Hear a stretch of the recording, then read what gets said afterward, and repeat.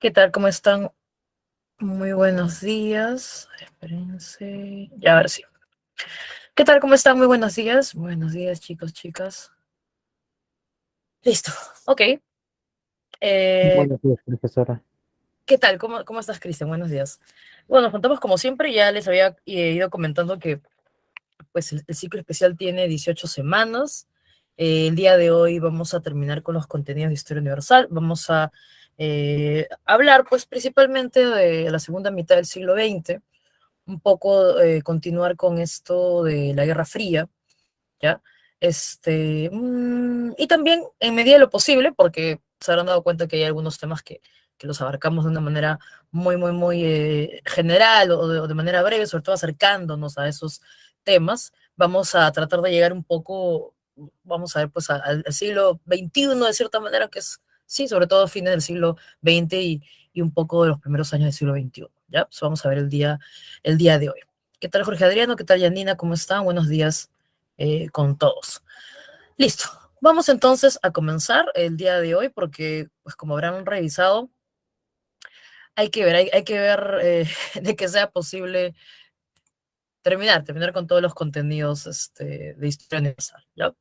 Bueno, lo primero, a manera de introducción, sería mencionarles, o hacerles recordar un poco, porque fue lo que estuvimos viendo la última vez que hablamos de Historia Universal. Aquí está, eso es lo que vamos a trabajar el día de hoy. Un momentito. Ya. Desde la descolonización al final de la Guerra Fría y el nuevo orden mundial. Por eso les decía que retomamos el tema de la Guerra Fría y yo quisiera, a manera de introducción, mencionar lo siguiente, aunque creo que también haberlo mencionado en la anterior clase, ¿no? Cuando uno habla de Guerra Fría, hemos definido la última clase de Historia Universal, que la Guerra Fría es este conflicto, esta tensión, esta competencia, este enfrentamiento entre las dos potencias hegemónicas post Segunda Guerra Mundial. Estamos hablando de la Unión Soviética y Estados Unidos, ¿no? Vimos cómo Estados Unidos quedó luego de la Primera Guerra Mundial, pues en este caso, luego de la Segunda, luego de que Francia fue ocupada, en fin, Inglaterra bombardeada, pero todos estuvieron participando de esta Segunda Guerra Mundial. Luego vimos como la Unión Soviética también se sumó al bando aliado. Finalmente, cuando termina esta guerra, pasamos un episodio conocido como, bueno, un episodio, no, un proceso conocido como una etapa, conocida como la Guerra Fría, ¿no? Entonces, lo que yo quisiera mencionarles a manera de introducción es que la Guerra Fría, según algunos autores, y también nosotros hemos tomado un poco de eso, es que la Guerra Fría tiene como que etapas, ¿no? Como que tiene subetapas. O sea, de por sí, la Guerra Fría podemos mencionar que comienza en el 45, ¿no? Post Segunda Guerra Mundial, y finaliza cuando uno de los dos, bueno, ya, o sea, spoiler, ¿no? Cuando en 1991 se desintegra la Unión Soviética. O sea, ya no puede haber pues Guerra Fría porque digamos que estos dos bandos que se disputaban la hegemonía, la supremacía, la influencia en otros territorios, pues uno desaparece. Entonces, obviamente, uno diría, ya, uno es el ganador porque el otro ya ni siquiera existe, ¿no?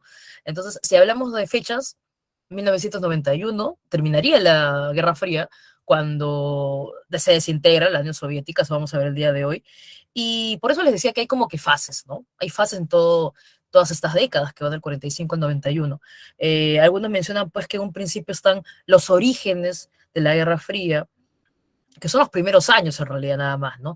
Luego comienzan las llamadas grandes tensiones, donde justo, a ver, hoy nos toca ver, pues, ¿no? El tema de la Revolución China, vimos la vez pasada solo un poquito de la guerra de Corea, hoy también nos toca hablar un poco de qué pasó con Alemania, ¿no? Finalmente en las conferencias ya se había discutido qué pasaba luego de que se ganara, ¿no? Territorio alemán y sobre todo el territorio de Berlín, que era la capital, o no es la capital, iba a terminar dividido en cuatro, que finalmente fueron pues los protagonistas del bando aliado, ¿no? Entonces, ¿qué pasa cuando un territorio se divide en cuatro? Sobre todo, ¿por qué razón? Porque recuerda que la Guerra Fría es la competencia de estas dos potencias que cada una de ellas encarna, defiende una ideología, un modelo económico, ¿no? O sea, hay que comprender, como yo les decía, que desde que se dio la Revolución Rusa, ya esa ideología socialista se había materializado, ¿no? Bajo este orden comunista. Y bueno, la Guerra Fría o sea, durante la Guerra Fría va a aparecer China comunista, Vietnam comunista, eh, bueno, Corea del Norte comunista, Cuba comunista, porque, le repito, ¿no? O sea, él es el momento donde se están disputando quién tiene influencia, hegemonía en otros territorios, ya no era solita ahí la Unión Soviética, sino también va a buscar difundir este modelo, ¿no? O sea, hay que comprender que mucho aquí, sobre todo en el Perú, de lo que se dice el comunismo, que yo sé que definitivamente está relacionado con el tema de la violencia, de Sendero Luminoso y la época del terrorismo, eso no se puede negar. También hay un discurso detrás que nos lleva un poco a esta época, ¿no? Cuando se polarizaba las posturas y una de dos, o sea, estabas con uno o estabas con otro. Y sobre todo el caso del Perú, lo vimos la semana pasada, no sé si se acuerdan, cuando aparece, es una pregunta justo, es una pregunta. Mira cómo con un contenido de historia del Perú podías contestar una pregunta de historia universal de esta semana. Hay una de las preguntas que nos habla de este plan de ayuda económica a Sudamérica, que fue la Alianza para el Progreso, que fue durante el gobierno de Kennedy, y que finalmente justo coincidió con el segundo gobierno de Prado Barteche, que era, no se olviden, abiertamente pro estadounidense. Entonces el Perú finalmente estuvo también acogido a este plan creado, ¿no? Entonces hay que recordar que este plan que se creó también es dentro del contexto de la Guerra Fría que, como les digo, disculpen lo repita tantas veces, espero que ya quede súper claro, es una disputa por quién controla, quién tiene mayor influencia en diferentes territorios, ¿no? Entonces, hay que comprender eso por un lado, que hay etapas, como les decía, hay una etapa de los orígenes, las grandes tensiones, luego hay un momento que van a ver por ahí también en la separata, conocido como la coexistencia pacífica, ¿no? Va a llegar un momento luego de tantas tensiones que van a, como les digo, nunca vamos a hablar de una guerra directa entre ellos, estuvo cerca cuando veamos hoy la crisis de los misiles, pero sí lamentablemente la influencia a terceros y sí vamos a ver guerras en territorios donde obviamente va a estar intereses soviéticos y estadounidenses, pero bueno, a través de terceros, ¿no? Y finalmente ya viene la llamada fase de rebrote. Luego de esta coexistencia hay un rebrote y ya es el final también, acercándonos hasta 1991. Y esto va de la mano de, es importante que tú sepas, quiénes son los líderes de Estados Unidos y quiénes son los líderes de la Unión Soviética durante esta Guerra Fría.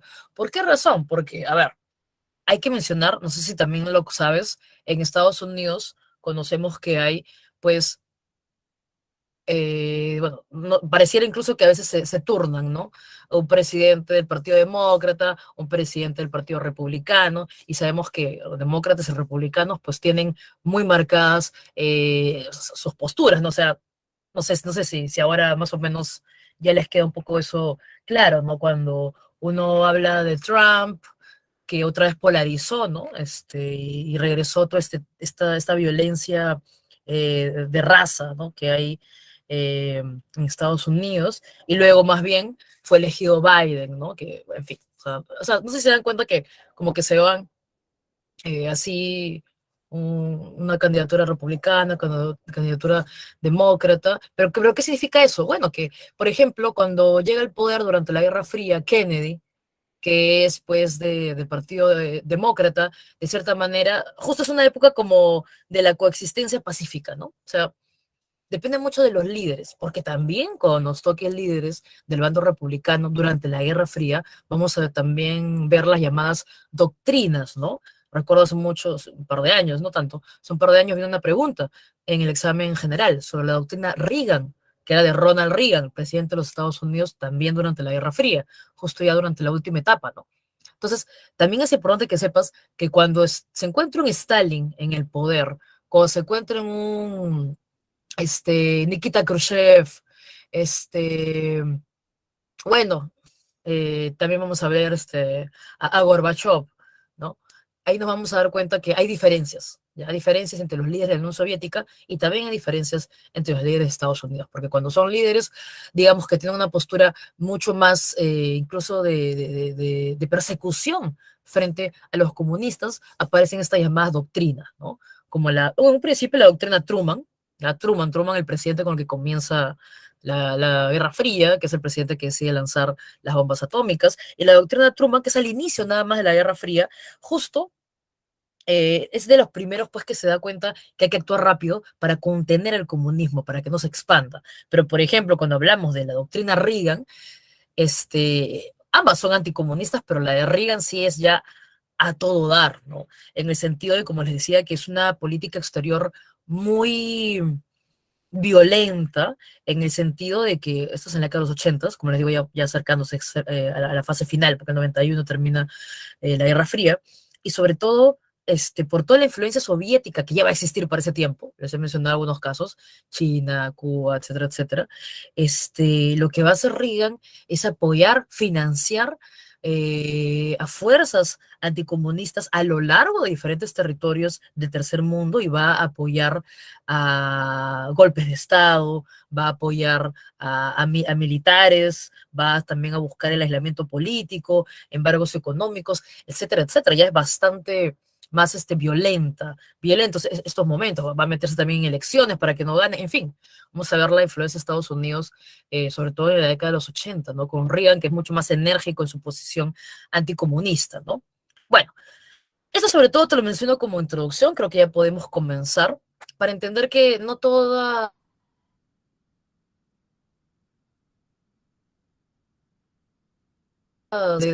las acciones que tomen los líderes tanto de la Unión Soviética como de Estados Unidos, ¿no? Hay momentos donde, digamos, como les digo, los liderazgos son un poco o sea, son posturas más duras, ¿no? Que pueden eh, iniciar la persecución política, en fin, ¿no? O proyectos, bueno, de persecución principalmente política, ¿no? Ok, entonces comencemos con nuestro primer tema, que es la descolonización, ¿ya?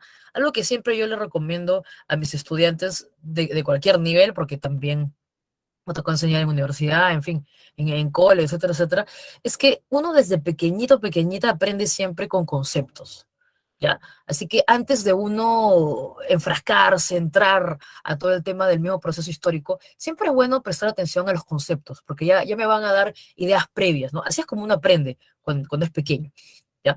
Entonces, cuando uno habla de descolonización, tú ya deberías más o menos ir haciéndote una idea, ¿no? A ver, profe, hemos visto en la historia universal la colonización. Sí, profe, yo recuerdo que vimos, por ejemplo, el imperialismo del siglo XIX, cómo prácticamente se dividió los territorios del África, se repartió los territorios del África, su influencia también en Asia, en otros territorios, y comenzó a colonizar, ¿no? Bueno, también hay otra colonización de siglos atrás, de los imperios, pues como fue Portugal y España, etcétera, etcétera. Pero sobre todo esta descolonización del siglo XX está relacionada con el proceso anterior del imperialismo del siglo XIX, ¿ya? Entonces, a ver, profe, si colonizar es ejercer una influencia, dominar un territorio, hacerlo dependiente económicamente, políticamente, si eso es colonizar, entonces descolonizar es quitar eso, o sea, el efecto inverso. ¿Qué sería, profe, el efecto inverso de establecer una colonia? Bueno, si yo generaba dependencia, entonces ahora voy más bien a darle autonomía. Entonces, suena muy interesante el término descolonización, porque ya nos está acercando a que más bien estas colonias van a conseguir su autonomía, de cierta manera. Bueno, el término autonomía, independencia, es una categoría fuerte, ¿ya? Sería muy sencillo decirte, sí, van a lograr su independencia, porque a veces no ocurre al 100%, ¿no? Justo hemos colocado ahí una lectura en tu separata, donde hay una pregunta muy, muy chévere, ¿no? ¿Los que descolonizan mantienen los objetivos de la colonización?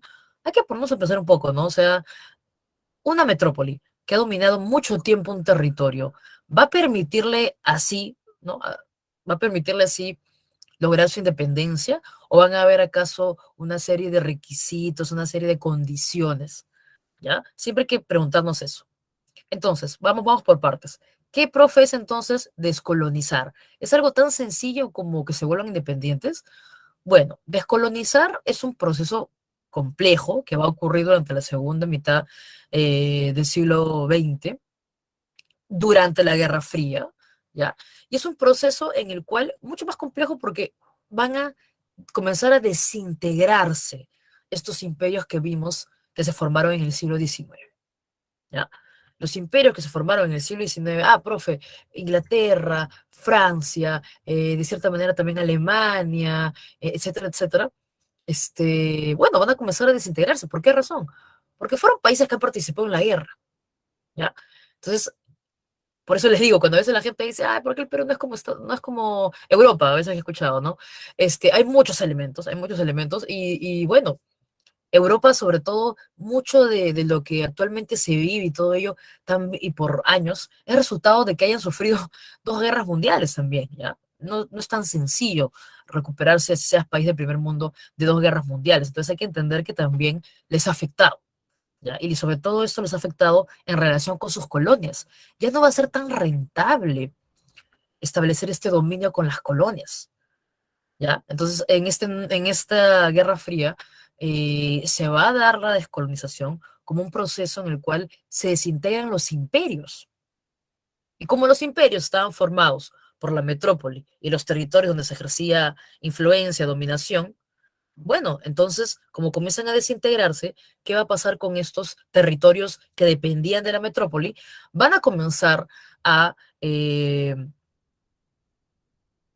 independizarse, ¿no? Pero ojo, con algunos requisitos. Por eso toma atención a esta muy un fragmento que se te ha colocado en la separata. Mira, la razón por la cual los profes de historia te ponemos alguna selección de lecturas es sobre todo por las ideas potentes que tiene, ¿no? Y este es un fragmentito, pero es súper potente. Te dice, colonización es la implantación de un país extranjero, de un poder que no es autóctono, ¿no? O sea, viene de fuera, que reclama un cierto número de principios, ¿no? Claro, vimos que en el imperialismo del siglo XIX te decía, oye, yo te colonizo porque tú estás en la barbarie, ¿no? Yo traigo la civilización, entre comillas, ¿no? Y obviamente, como yo estoy más desarrollado económicamente y socialmente, yo impongo mis reglas. Perfecto. Y tú dirás, profe, entonces la descolonización, independencia. Mira lo que te dice esta autora, ¿no? Eh, la descolonización es bastante ambigua. Es la ruptura de lazos de dependencia con la antigua potencia. Pero parece que aquellos que descolonizan quieren seguir manteniendo hasta cierto punto los objetivos de la descolonización. Entonces ya por ahí nos vamos acercando, que es verdad que se van a dar procesos de dependencia, como el de la India, por ejemplo, que comienza nuestra clase de hoy, porque fue un proceso muy largo, ¿ya? Y que tuvo diferentes fases, pacíficas, violentas, hubo de todo, parlamentarias, hubo de todo en el proceso indio, ¿ya? Pero va a lograr su independencia en 1947, pero siempre hay que preguntar, ¿no? ¿A qué costo? ¿Bajo qué condiciones? Entonces hay que tener en cuenta eso, que muchas veces se va a descolonizar, pero se van a seguir manteniendo por allí los objetivos de la descolonización, ¿ya? Listo. Ahora la gran pregunta, ¿no?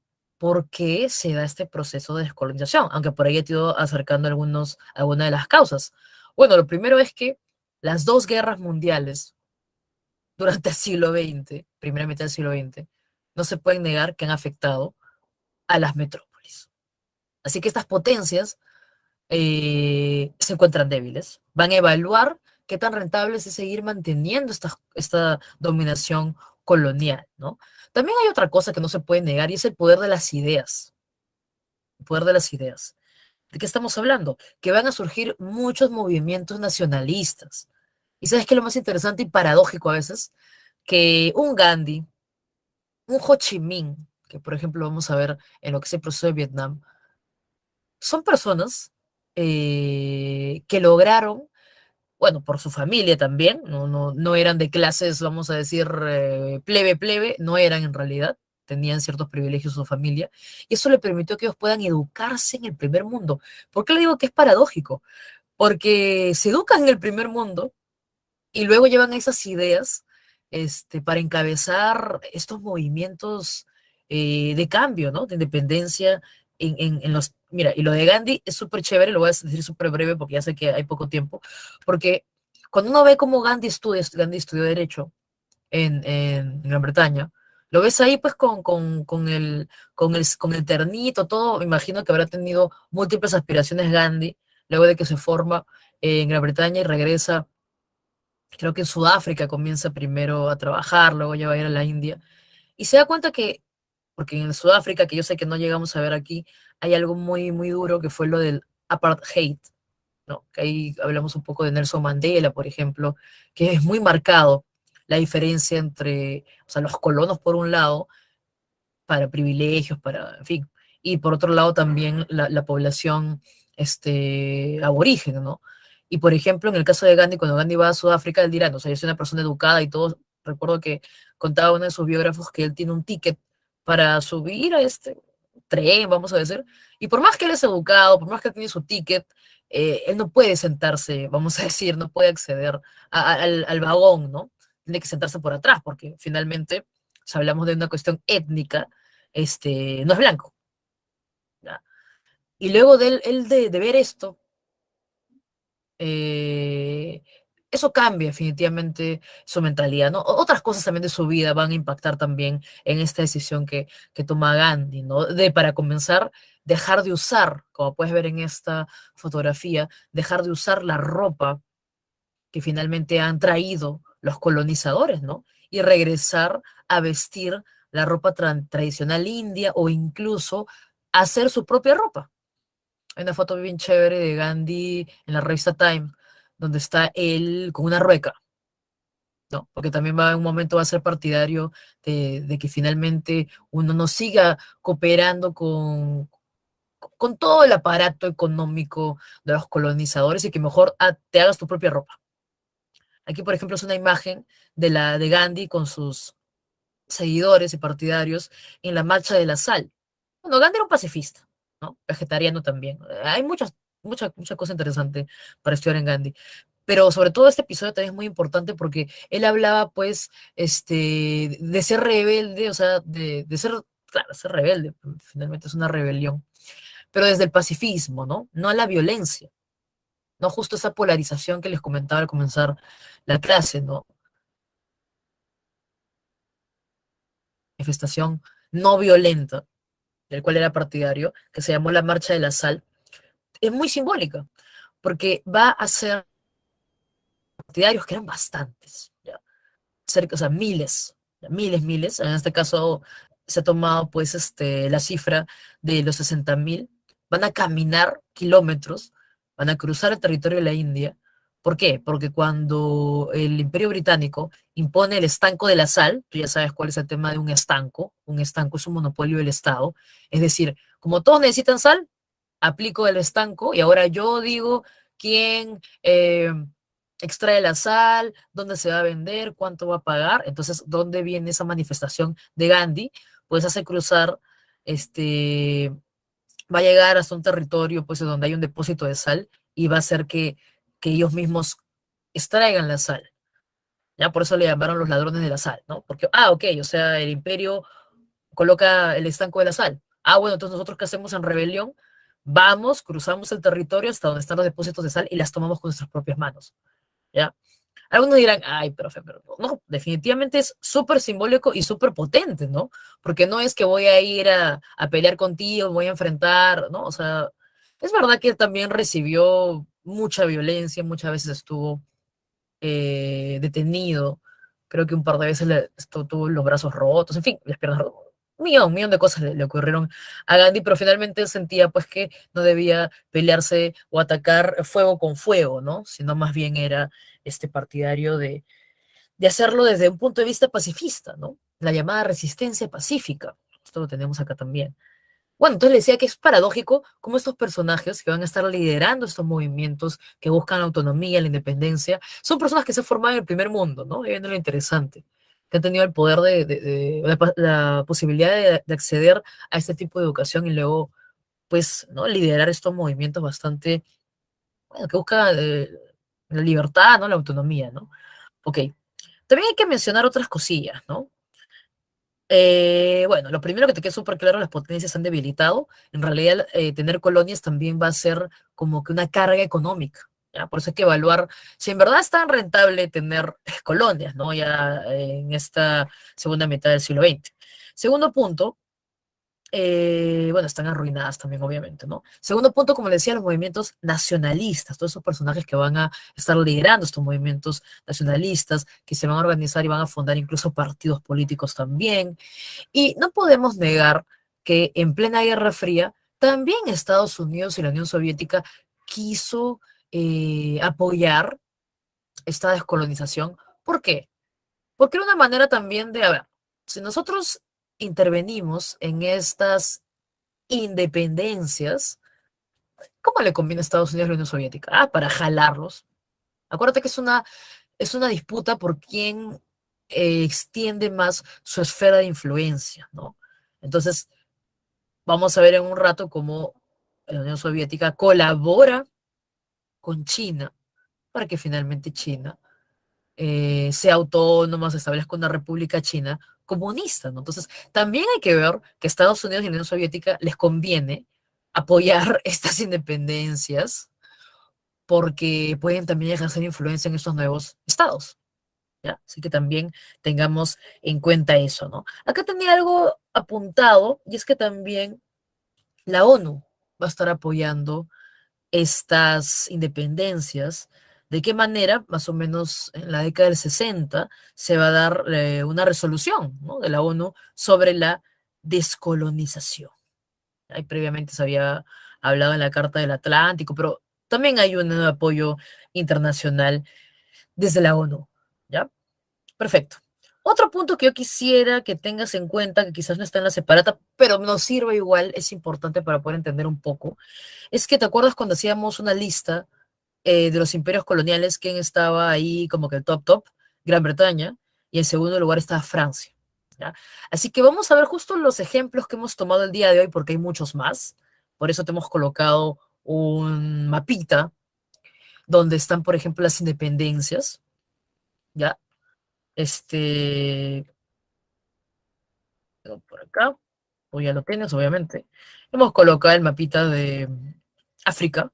Solo vamos a trabajar algunos temas de África, ya, como el caso argelino. Pero bueno, sobre todo este mapita te muestra que en segunda mitad, ¿no? Y a partir de la década del 60, sobre todo se dan las principales independencias en el territorio eh, africano, ¿no? El caso de Egipto es un caso bastante interesante, ¿ya? Porque Egipto incluso va a haber ya en la década del 50, desde antes ya una independencia, pero en la década del 50 ya hay lo de la crisis de Suez, que está pues bastante relacionado con Gran Bretaña, que finalmente había colocado, bueno, este canal que pudiera ayudarle a extraer los recursos del territorio africano, ¿no? Pero bueno, hemos colocado sobre todo aquí, y por qué razón yo pongo acá este mapita para que lo veas. Hay colores para que entiendas cómo van independizándose de la década del 40, 60, sobre todo, ya otras después de los 70, pero hay una estrellita en los territorios donde hubo guerra para lograr la independencia. Profe, ¿qué significa eso? ¿Que no todos los territorios hubo guerra? Exacto. Ya eso lleva mi comentario, ya para seguir, ¿no?, con los casos de análisis. No es una regla, no es una regla, ¿no? Para nada es una regla, pero sí nos puede ayudar un poco a comprender que en ese top 2 de principales imperios coloniales, también son los ejemplos que hemos tomado. Hemos tomado a la India, hemos tomado a Argelia, hemos tomado a Vietnam, para ir un poco hablando, ¿no? Sí, sobre todo el tema, bueno, de Indochina en un principio, ¿no? Hemos tomado estos ejemplos, ¿por qué razón? Bueno, tenemos algunas colonias de la India, perdón, de Gran Bretaña, como es el caso de la India, y tenemos otras colonias francesas, ¿ya? Como es el caso de Indochina, el caso de Argelia. ¿Por qué hemos elegido justo colonias tanto británicas como francesas, que como te digo está en el top 2 de los imperios coloniales? Porque vamos a ver, obvio no es una regla, ojo, pero vamos a ver cómo el Reino Unido, cómo Gran Bretaña va más bien a pensar que lo ideal sería un proceso más pacífico, digo entre comillas pacífico porque violencia igual hubo en ambos lados, ¿ya? Pero digamos que Reino Unido va a preferir un proceso de independencia más pacífico, que básicamente significa negociado, ¿ya? O sea, el Reino Unido va a permitir para que las colonias no se le vengan encima también, ¿no? Va a permitir, y también porque es todo un gasto, una guerra, ¿ya? Y no están para gastos. Bueno, entonces vamos a ver cómo el Reino Unido va a permitir un proceso de descolonización de independencias más pacífico, ¿ya? Pero sobre todo negociado. Y hay bastantes ejemplos, ¿no? La India, Siria, Líbano, Irak van a lograr independizarse, por ejemplo, de una manera más pacífica, entre comillas, que es principalmente negociada.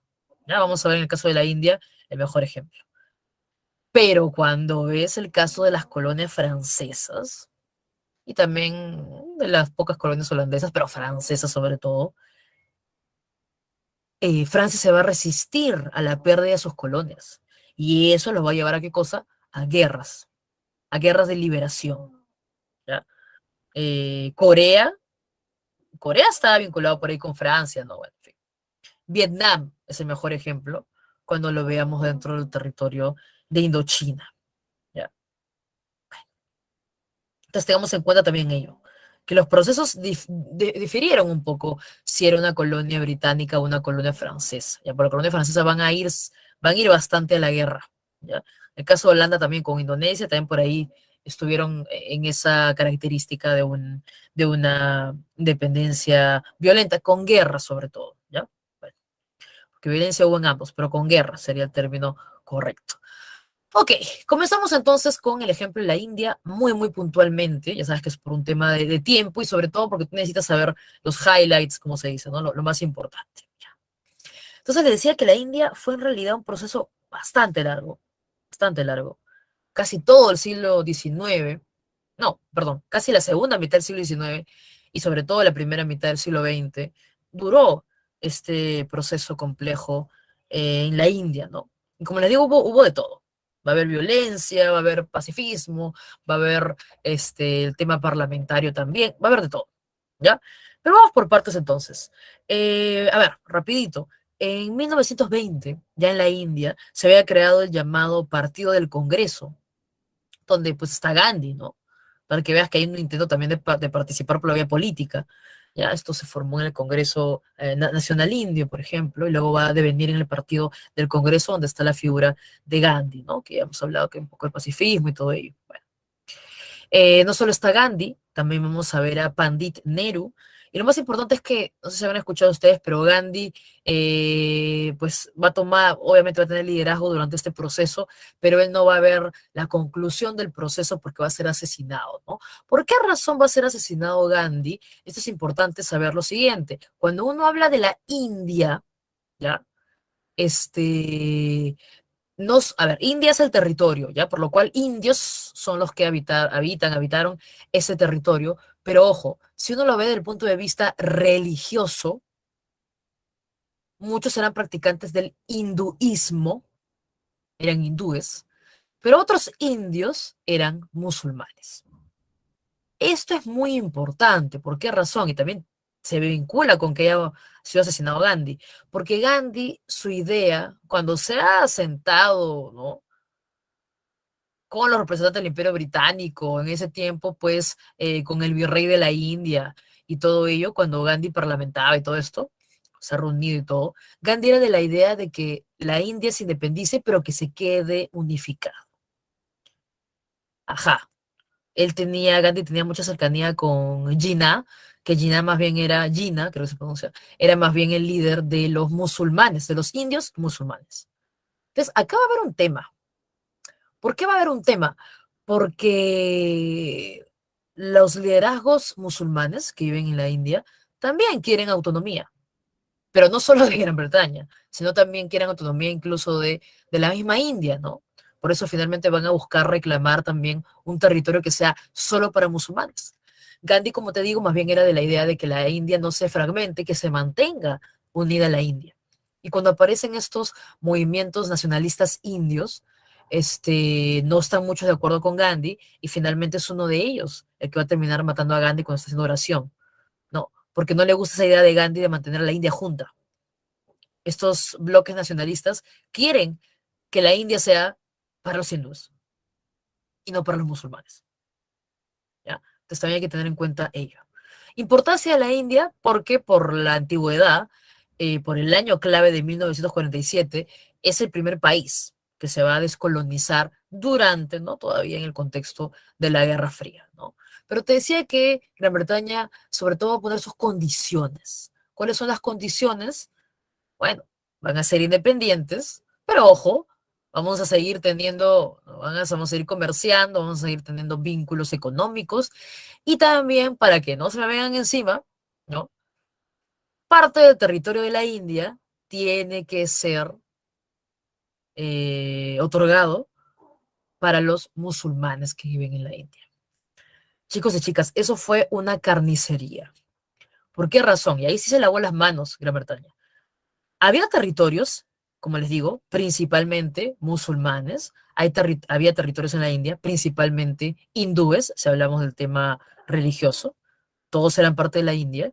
Pero cuando ya cuando ya Gran Bretaña dice, listo, ya son independientes, me voy de aquí, les deja, les deja el problema, ¿ya? ¿Y saben qué es lo peor?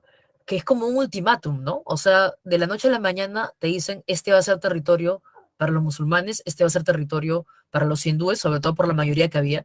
Y si tú eras un hindú en territorio musulmán, o si eras un musulmán en territorio hindú, cuando ya se ha dado la independencia y ya se ha dicho, ya se ha establecido quién va a estar en qué territorio, les digo que es una matanza. ¿Ya? La gente escapó, tuvo que renunciar a la casa que tenía, a lo que tenía en ese territorio, simplemente porque ya no podía estar allí, por lo que se había establecido, como puedes ver en este mapita que está acá, ¿no? Entonces, ahí se ha colocado los refugiados que había, porque sabes que una población bastante grande en la India, incluso en la actualidad, ¿ya? ¿Y cómo tuvieron que moverse? Pues si eres musulmán, en la parte de la India, te tenías que ir a la parte que era para los musulmanes. Muchos escaparon, muchos no pudieron hacerlo. ¿Ya? Y esto que generó conflictos, ¿ya?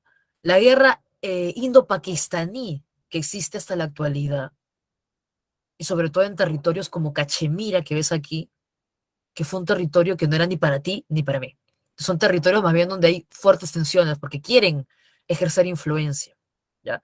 Bueno, entonces les decía, por estas condiciones que dejó Gran Bretaña, va a existir la India, ya definitivamente va a existir la India, pero también va a aparecer Pakistán, ¿ya?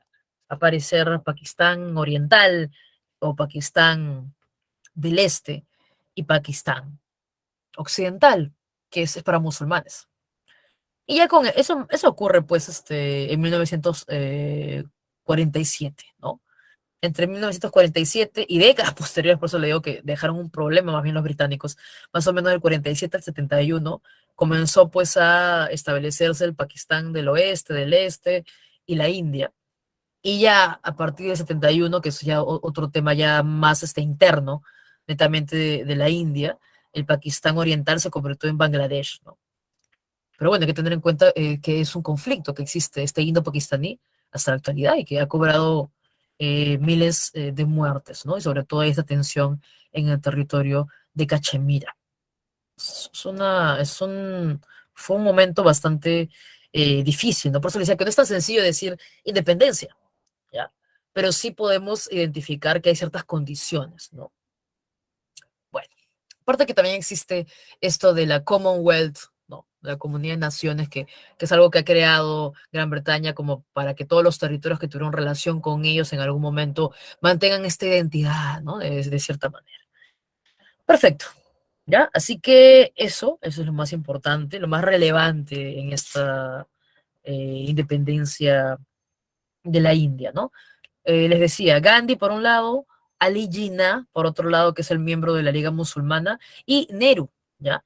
Nehru me olvidé de decirte por qué es importante, porque finalmente Nehru va a ser miembro del Partido del Congreso, donde también estaba Gandhi, él va a ser el presidente del Partido del Congreso Nehru, a partir de más o menos 1929, 1930, y cuando se proclama la India, Nehru va a ser el primer ministro, ¿ya? De la India.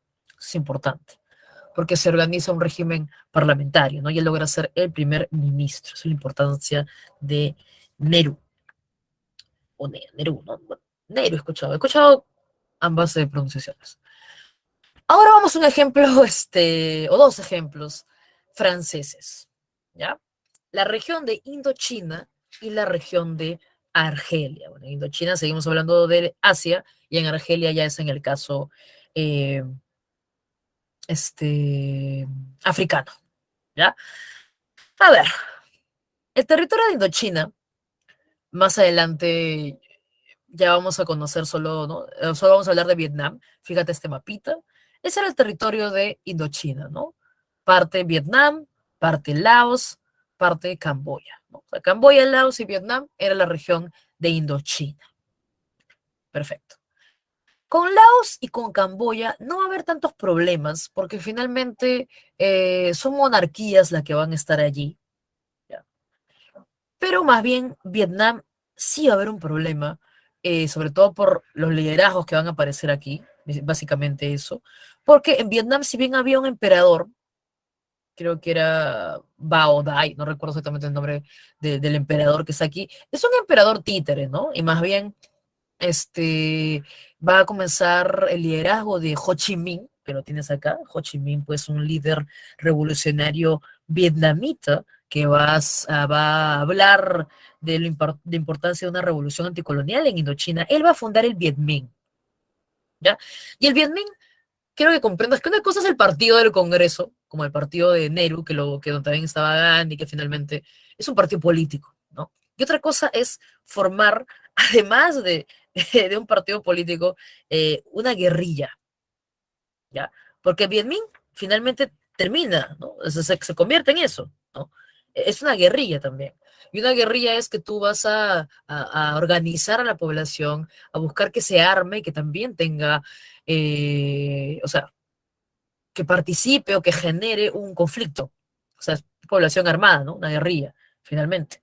Entonces hay que tener en cuenta eso, ¿ya? Que él va a ser el que funde el Viet Minh. Tenemos aquí años claves. Más o menos 43, 45, 46, que nos va a llevar a la llamada Guerra de Indochina, que más o menos se va a llevar del 46 al 54. La Guerra de Indochina y tenemos como año clave, como has visto en tu separata, 1954. Pero como te digo, es un conflicto porque el Viet Minh más o menos se funda en la década del 40, ¿ya?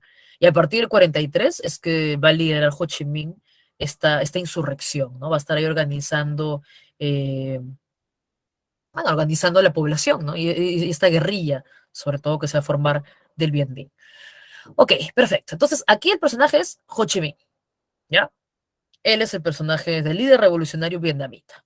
Por otro lado, también, como te decía, Camboya y Laos no van a molestar tanto, pero sí va a molestar el Viet Minh, que se va, sobre todo, pues, a estar ahí vinculado a Ho Chi Minh, que va a estar ahí organizando a la gente, ¿no? Este movimiento del Viet Minh. Perfecto. Por otro lado, también te decía que va a haber una guerra de Indochina desde el 46 hasta 1954. Tú dirás, profe, pero, o sea, Francia, ¿no? Sí, pero acuérdate que Francia ha sido ocupada durante la Segunda Guerra Mundial. Y este es el momento, eso generó preciso para que, en el caso del territorio de Vietnam dentro de Indochina, también tenga más adeptos, pues, Ho Chi Minh con su movimiento, ¿no?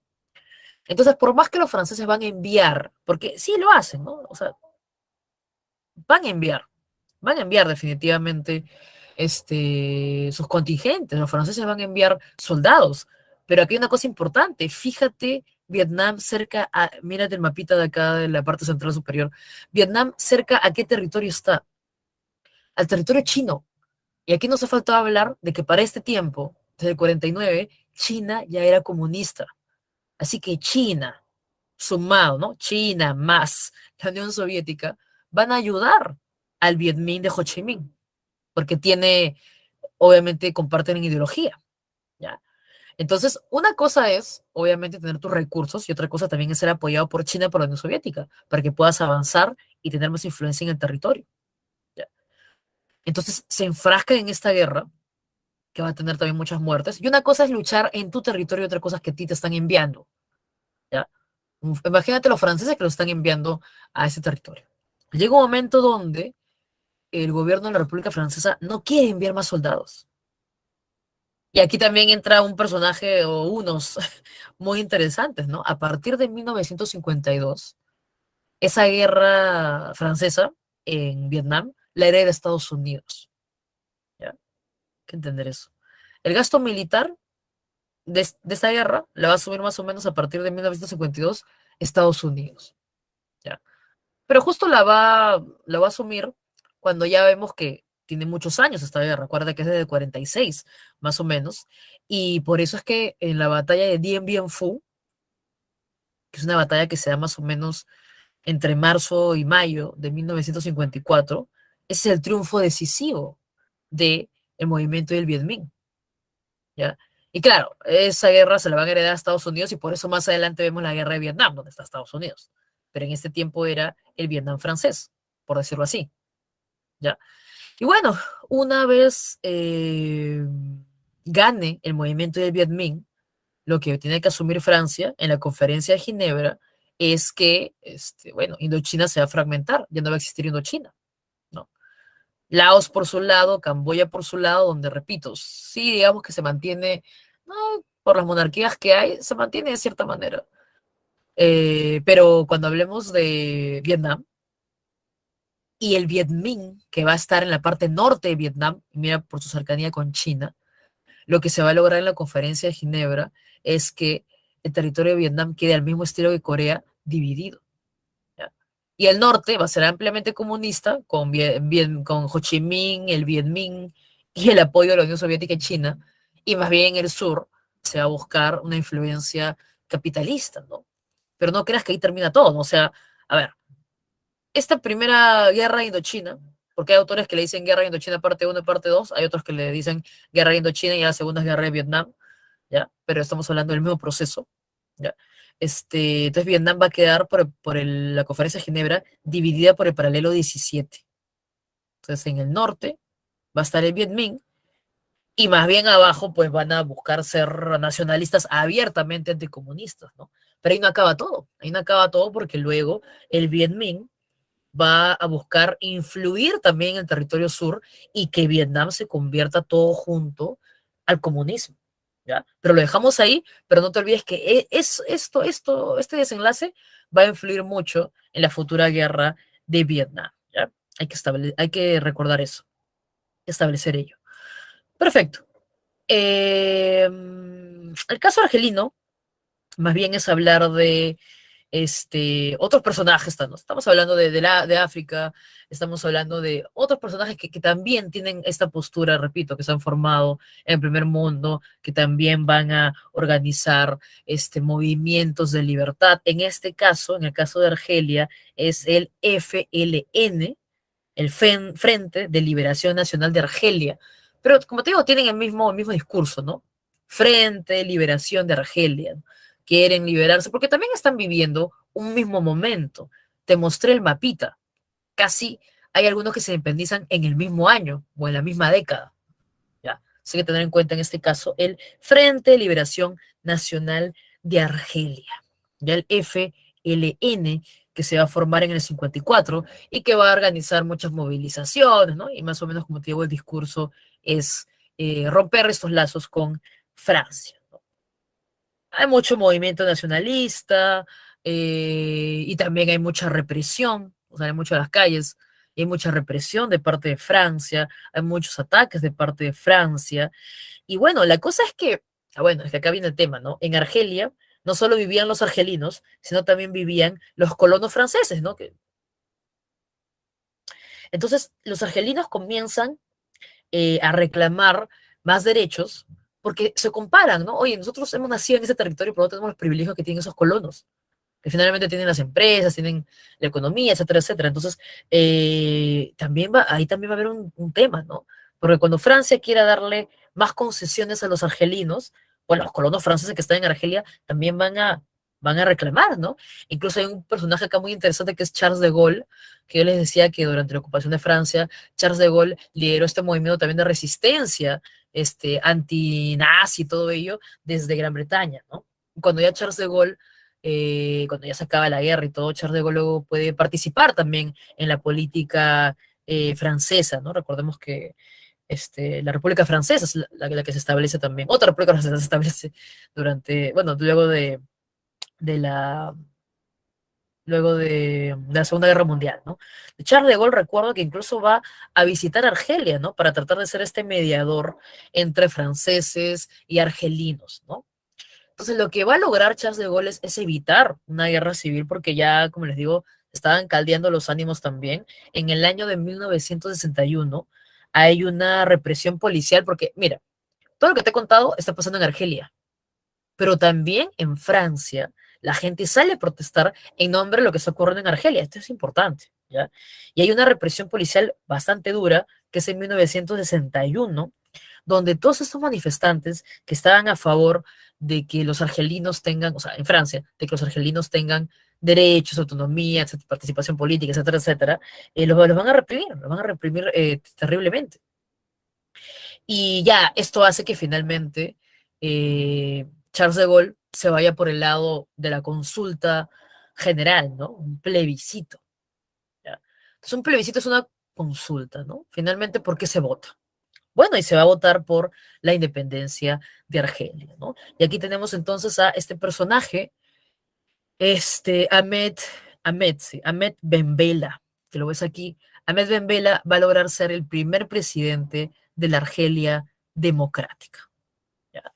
Bueno, también hay otros liderazgos como el de Ben Youssef Ben Keda, pero Ben Bella es el que va a lograr ser finalmente el presidente de esta nueva Argelia democrática, ¿no? Entonces, ¿qué va a pasar? Y aquí terminamos esta parte. ¿Qué va a pasar cuando todos estos territorios comiencen a independizarse? También les decía que podemos hablar de otros ejemplos. Tengo por acá apuntado el ejemplo de Indonesia, donde más bien el líder es Sukarno. Indonesia logra independizarse de Holanda, por ejemplo, ¿no? Que finalmente tuvo que reconocer la independencia de Indonesia por presión de Estados Unidos, ¿no? También estaba ahí metiendo su cuchara Estados Unidos, ¿no? También tenemos acá en este tiempo va a aparecer Yugoslavia, ¿no? Va a aparecer Josip Broz Tito como presidente de Yugoslavia. Yo les decía que Egipto ya se había independizado, pero sobre todo Egipto en este tiempo, ¿qué está pasando en Egipto? Pues hay un gobierno nacionalista Egipto, ¿no? Con Nasser, por ejemplo, que es el que va a generar esta crisis del canal de Suez cuando reclame la administración del canal por parte de Egipto, ¿no? Eso en la década del 50 hasta el 70 más o menos hasta se encuentra Nasser. Entonces, es una época en la cual todos estos territorios van a buscar, de cierta manera, porque también muchos políticos se dan cuenta, muchos líderes se dan cuenta que Estados Unidos ayuda, porque tiene un interés, ¿no? Entonces van a buscar, de cierta manera, declararse neutrales, ¿ya? ¿En qué sentido? Este llamado movimiento de los no alineados, conocido como la tercera vía. ¿Qué va a pasar? En un mundo de guerra fría, donde hay dos bandos, ¿no? Donde hay dos polos, ellos quieren ser la tercera vía. Dicen, oye, somos independientes, somos nuevas naciones, entonces, ¿por qué tenemos que plegarnos bajo uno o bajo otro? ¿No? Obvio, algunos la tienen clara y ya están, ¿no? O sea, China, pues, bajo el comunismo, en fin, ¿no? Por mencionar un ejemplo. Pero hay otros que más bien buscan ser una tercera vía, ¿ya? Y para eso necesitan estar unidos entre ellos, ¿no? Por eso es que se va a dar la llamada conferencia de Bandung, ¿ya? Y acá la idea de esta conferencia de Bandung era justo, pues, ¿no? Convocar a todos estos nuevos estados asiáticos, estados africanos, creo que al final logran como que asistir 29 representantes, 29 líderes de estos nuevos estados. La conferencia de Bandung fue en 1955, ¿ya? Y bueno, la idea era apoyarse entre ellos, ¿no? Apoyarse entre ellos, ser una tercera vía, o el término no alineado significa yo no me alineo ni con la Unión Soviética ni con Estados Unidos, ¿no? O sea, no me quiero someter, no me voy a alinear, voy a ser independiente y me voy a juntar con la gente que es como yo, ¿no? Y vamos a ver, por ejemplo, a líderes como Nasser, que les decía que fue presidente de Egipto, Nehru también va como primer ministro de la India, Sukarno, presidente de Indonesia, Tito, de Yugoslavia, por ejemplo. Entonces son estos líderes independentistas que van a estar allí y que finalmente van a discutir, ¿no? O sea, y van a tener bien claros sus principios. No están de acuerdo con el racismo ni con la discriminación, defienden la autodeterminación de los pueblos, no van a alinearse, no van a someterse a las superpotencias. Es bastante interesante cómo la conferencia de Bandung tiene como resultado este movimiento de los países no alineados, que era sobre todo para apoyarse, ¿no? Para la cooperación económica y política afroasiática, en contra del racismo, en contra del imperialismo, en contra del colonialismo. Buscaba hacer una política neutral, ¿no? Más o menos, pero sabemos que algunos, como ves aquí en este mapita, bueno, están los estados organizadores, y luego están los que fueron invitados. Y creo que hasta la actualidad más o menos existe este movimiento de países no alineados. El Perú también lo conformó durante el gobierno de Juan Velasco Alvarado, pero digamos que ya perdió un poco, ¿no? Esa importancia, esa representación que tuvo en este momento, que fue bastante considerable, ¿no? Perfecto. Hace rato estaba yo que hablaba de que ya era hora de mencionar por qué hubo una guerra en Corea, ¿no? Una Corea del Norte comunista, un Vietnam del Norte comunista, y es principalmente porque están cerca del territorio de China, que ya para fines del 40 ya la tenía súper clara, pues era la República de China, ¿no? La República Popular China.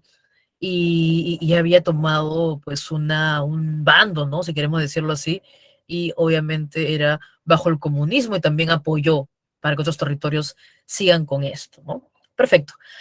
Hablemos entonces de la Revolución China. Yo les había mencionado algo, no era una regla, definitivamente, pero nos suele ayudar cuando vemos revoluciones. Y les decía que las revoluciones suelen tener, cuando vemos en Revolución Cubana, China, Rusa, suelen tener como que una fase donde se termina con el gobierno de turno, que es el gobierno que está vinculado con capitales extranjeros o con la desigualdad, con la injusticia, con la corrupción, etcétera, etcétera, o con un régimen tipo los zares, o acá también los emperadores, con un régimen ya caduco, ya viejo, ¿no?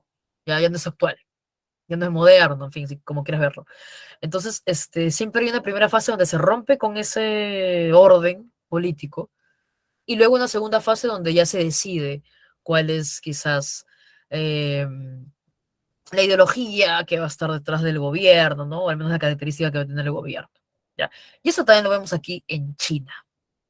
En China hay una fase nacionalista, ya vamos a ver por qué se llama así, y una fase o un periodo comunista, ¿no? Así que ya también te está alerta de spoiler, ya sabes cuál es el rumbo que va a tomar China, ¿no? Pero vamos primero a hablar un poco de qué pasaba con China en el siglo XX, principalmente, ¿no? Lo primero es que la dinastía Manchú, los emperadores chinos, estaban en el poder desde el siglo XVII. Con eso te digo todo, ¿no? Simplemente en el siglo XX ya era un gobierno en decadencia. El gobierno imperial era un gobierno en decadencia, principalmente porque a China le fue muy mal en el siglo XIX imperialista. No sé si se acuerdan esa caricatura de que también se estaban repartiendo China como un pastel. Y todas las guerras del opio que llevaron a la crisis a China y que llevaron a muchos chinos a que aceptaran las condiciones de trabajar incluso aquí en el Perú recogiendo guano.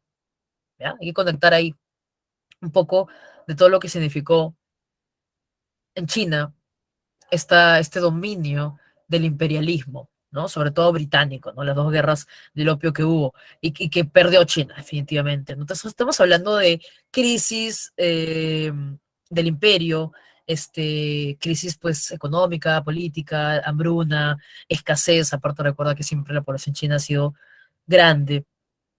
Entonces, antes incluso de la misma Revolución China, existieron levantamientos en el siglo XIX, ¿ya? Bastante interesante. Como en el siglo XIX ya habían levantamientos. Hay uno que a mí me gusta bastante, que es en el siglo XIX, creo que en 1851 aproximadamente, que hay un primer alzamiento, que es un grupo religioso, ya que son los Taiping, pero que ya tienen esta ideología, bueno, nacionalista, y que definitivamente están en contra del régimen y que buscan cambios, buscan reformas, ¿ya? Pero quizás lo más claro, y la razón por la cual le decimos fase nacionalista, es hablar de Sun Yat-sen, ¿no? Sun Yat-sen, que ves aquí, que va a llegar a ser primer presidente de China, pero vamos a ver cómo lo logra. Sun Yat-sen fue, pues, bueno, un ideólogo que más bien proponía la república, o sea, obviamente estaba en contra del imperio, y más bien proponía una república, ¿no? Sun Yat-sen, creo que a fines del siglo XIX también encabezó un levantamiento, ¿ya? Por el cual luego lo exiliaron, pero luego va a poder regresar. Lo interesante es que Sun Yat-sen pertenece, pues, a esta burguesía, ¿no? Nacionalista. Y bueno, va a ser algo bastante importante, que es fundar el llamado Kuomintang. Cuando escuchas Kuomintang, es el Partido Nacionalista Chino. O sea, hay que entender, ya te voy diciendo, que todos los que van a estar desde fines del siglo XIX, sobre todo durante la primera década del siglo XX, ¿ya? Van a ser los nacionalistas. Sun Yat-sen allí a la cabeza. Y ellos, como te digo, de esta idea para que te ayude, que siempre la primera fase rompe con el orden que se mantenía con el gobierno, y la segunda fase es la que hace este viraje, ¿no? Vamos primero entonces por la fase nacionalista. El Kuomintang se va a fundar, ¿no?, como Partido Nacionalista Chino. ¿En qué contexto? En el contexto en que Sun Yat-sen logra imponerse al emperador, ¿no? Entonces lo interesante es que se va a derrocar el imperio que está en decadencia, se va a establecer una república en China en 1912, ya en el territorio de Nanking, ahí donde se logra derrocar al emperador, y se va a fundar el Partido Nacionalista Chino o Partido Nacionalista del Pueblo, que también se le conoce como Kuomintang. Entonces, profe, ¿qué es lo más importante de la fase nacionalista? Bueno, lo primero es que se da en la segunda década del siglo XX. Lo segundo es que allí los liderazgos son principalmente de la burguesía nacionalista. Tiene a Sun Yat-sen, un político, un ideólogo republicano, y esa es la razón por la cual en el territorio de Nanking, luego de derrocar al emperador, se forma la República de China. Excelente. Pero eso fue en 1912, ¿ya? Y el territorio de China es enorme. Profe, ¿qué me quiere decir? Pues que mientras se fundó la República en Nanking, no todos reconocieron ese poder.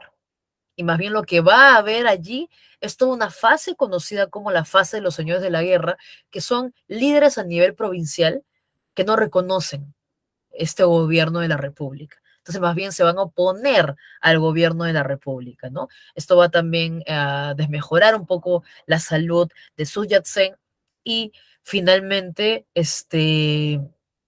bueno, Sun Yat-sen va a morir, y el que va a ser el sucesor en este partido nacionalista es Chiang Kai-shek, que lo ves acá al costado, ¿no? Chiang Kai-shek, como lo ves aquí en esta imagen, es un militar. Así que digamos que ahí la estrategia cambia un poco, ¿no? ¿Por qué? Porque Chiang Kai-shek va a lograr enfrentarse a estos señores de la guerra y va a permitir por un tiempo que China se encuentre unificada. Bueno, este mapita no nos ayuda, pero China está cerca ¿a quién? A la Unión Soviética. Y acuérdate que mientras China tenía su propio problema en la década del 20, que va a lograr ser manejado de cierta manera por Chiang Kai-shek, hay otra cosa que ocurrió en la década del 20 muy cerca en la Unión Soviética. ¿Qué cosa ha sido? La concepción, la fundación de la Unión Soviética, ¿ya? 1922. Entonces, como te decía, la Unión Soviética en la década del 20 va a comenzar a observar a China y va a decir, oye, tiene potencial China. ¿Qué va a comenzar a ocurrir durante la década del 20 una vez ya se haya formado la Unión Soviética? ¿Qué va a pasar entre la Unión Soviética y China? Va a haber un intercambio, ¿no? Muchos cuadros políticos rusos van a ir a China, muchos chinos van a ir a la Unión Soviética a formarse también, ¿no? Ideológicamente, políticamente. Entonces podemos decir que en la década del 20 no solo este tema de que Chiang Kai-shek va a encargarse del Partido Nacionalista, sino también es que tiene que encargarse estos señores de la guerra. Y por otro lado, en la década del 20, ¿qué pasó? Va a llegar el comunismo a China, con ese intercambio que hay. ¿Qué va a pasar en la década del 20 en China?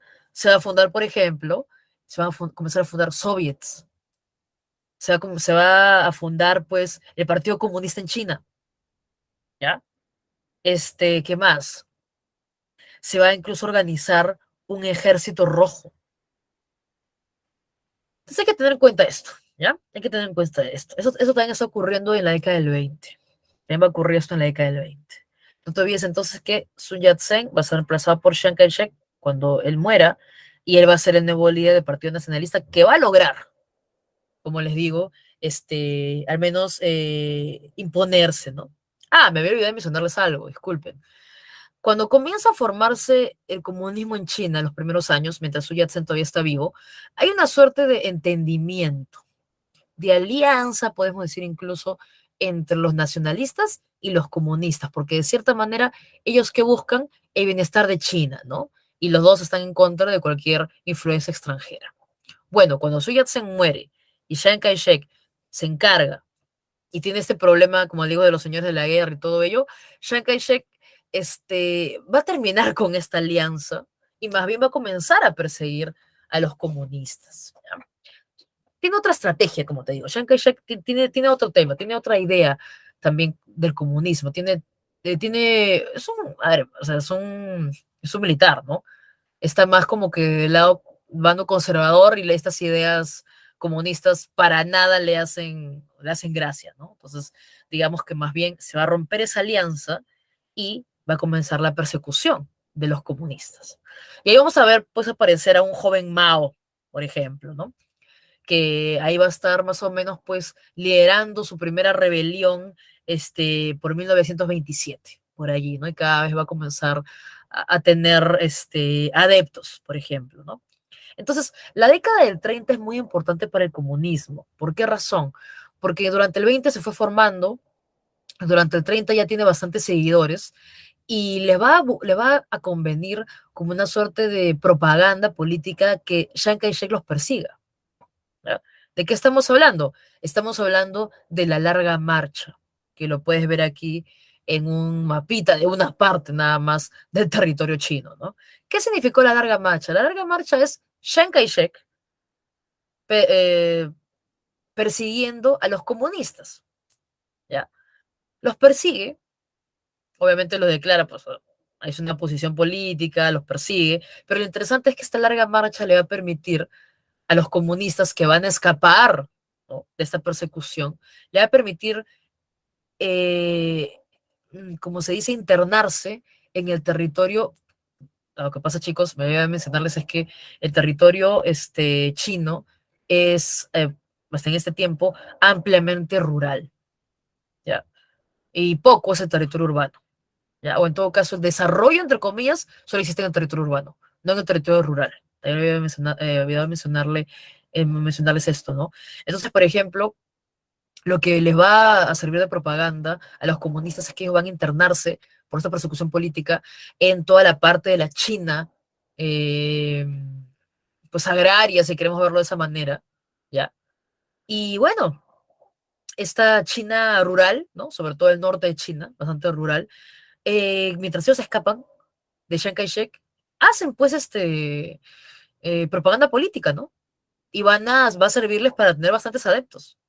Ya, acá te enseñan, pues no justo. Ruta seguida por el primer ejército rojo del Partido Comunista durante la larga marcha. La larga marcha porque va a durar pues más de un año aproximadamente, ¿no? Ellos escapan, pero lo que no saben es que al internarse aquí en esos territorios, como puedes ver acá, hay diferentes batallas, obvio. Acuérdate que hay un ejército rojo que se encuentra el ejército nacionalista chino, ¿no? Entonces ahí están las diferentes bases comunistas que se van a establecer cada vez más al interior de este norte rural y les sirve también de propaganda, ¿no? Mira, nos está persiguiendo el gobierno. Nosotros hablamos de reforma agraria, por ejemplo, ¿no? De transformar la propiedad de la tierra, que ya sabes que normalmente, pues, siempre está en algunas manos, ¿no? O sea, buscan también esparcir sus ideas de eliminar la propiedad privada y todo ello, ¿no? Entonces, ojo, esto ya les sirve para que el comunismo siga difundiéndose. Pero bueno, hay que entender también que durante la década del 30, Japón está comenzando bueno, desde antes, ¿no? Acuérdate que tuvo incluso a principios nada más del siglo XX su guerra con Rusia. Bueno, pues hay que también mencionar que Japón ya se está, pues, ya está dominando territorios durante la década del 30 y China también está dentro del plan. Así que va a haber un alto en esta guerra interna que hay y bueno, van a aliarse por conveniencia los nacionalistas con los comunistas solo porque hay alguien peor, ¿no? Que es Japón, ¿no? Que Japón obviamente está pues amenazando y luego logra invadir el territorio chino. Profe, entonces finalmente, ¿qué pasa? ¿No? Bueno, sabes que los chinos están resistiendo y finalmente lo que va a ocurrir es que bueno, se acabó Japón, ¿no? O sea, se acabó la presencia de Japón en China y esto regresa a punto cero, ¿no? Ok, ya se acabó con el tema de Japón, entonces ahora ¿qué queda? Ah, bueno, acá había, profe, el enfrentamiento de nacionalistas contra comunistas, ¿no? Bueno, pues más bien ahí va a entrar mucho el apoyo de la Unión Soviética, que finalmente va a permitir que los comunistas le ganen al gobierno nacionalista. Chiang Kai-shek entonces va a ser derrotado, no le queda otra cosa que escapar a la isla de Formosa, que actualmente la conocemos como Taiwán, donde ahí queda, pues, o sea, ahí están los restos, ¿no? Lo que quedó de la China nacionalista, ¿ya? Y más bien como ha sido vencido y han ganado los comunistas, como les decía, desde 1949 tenemos una China llamada República Popular China, pero sabemos pues que definitivamente es liderada, ¿no? Por Mao Zedong, que ahora se pronuncia Mao Zedong, y financiada por la Unión Soviética y hoy abiertamente comunista, ¿no? Entonces te decía que en la segunda fase es donde más bien ya se decide cuál va a ser el camino que tome este gobierno. Hay una pregunta que también se vincula con esta imagen que estás viendo atrás, ¿no? Analizar los carteles de la propaganda soviética y analizar los carteles de la propaganda de Mao, del Partido Comunista, es bastante interesante, ¿no? Hay bastante para analizar. En esta que es, por ejemplo, aquí, está en ruso. La traducción es que la amistad indestructible de los pueblos soviético y chino dure más y se fortalezca. Bueno, es interesante lo que va a pasar porque los comunistas vieron el potencial de China y cuando China se declara comunista, sigue habiendo esta buena relación, en un principio sigue habiendo esta buena relación, este, durante la época de Mao y Stalin, luego ya más adelante va a morir Stalin en aquel 50, si no me equivoco, y bueno, en un principio hay esta buena relación, hay esta cercanía, incluso no solo es que la Unión Soviética financió, apoyó al Partido Comunista, sino también que la Unión Soviética va a comenzar a, bueno, hay que decirlo, ¿no? O sea, va a comenzar a cobrar de cierta manera este apoyo a China, ¿no? Los que van a consumir mucho lo que produce China va a ser la Unión Soviética, ¿ya? Y bueno, va a haber mucha influencia de Stalin en el gobierno ya comunista de Mao Zedong, ¿no? Así que acá hay algo que tú ya has escuchado antes, los planes quinquenales, otra vez los planes quinquenales, ¿no? Dentro de las medidas del gobierno que tuvo Mao Zedong, vemos los planes quinquenales, al mismo estilo de lo que ocurrió en la Unión Soviética. Planes quinquenales, planes de 5 años, planes que tienen como objetivo transformar económicamente, transformar productivamente se logró en la Unión Soviética y también se buscaba que se logre aquí en China. Obvio, ¿no? Cada nación tiene sus particularidades, ¿no? Pero el primer plan quinquenal durante el gobierno de Mao Zedong también tuvo un propósito muy similar al primer plan de Stalin, que era industrializar a China. China, que era principalmente urbana, hay que industrializarla, ¿ya? Bajo el modelo soviético. Profe, ¿se puede industrializar? Es que es difícil, es un amplio territorio rural, ¿no? Ya existían las ciudades, por eso te digo que lo que logra industrializarse es principalmente las ciudades, o principalmente los puertos, o sea, principalmente lo que sea ya una región dedicada al comercio o una región que ya es ciudad. Eso sí se logra industrializar. Pero el problema de China siempre ha sido el gran territorio agrícola que tiene, ¿no? Entonces, el segundo plan quinquenal va a ser dedicado a ese gran territorio, que es el territorio rural.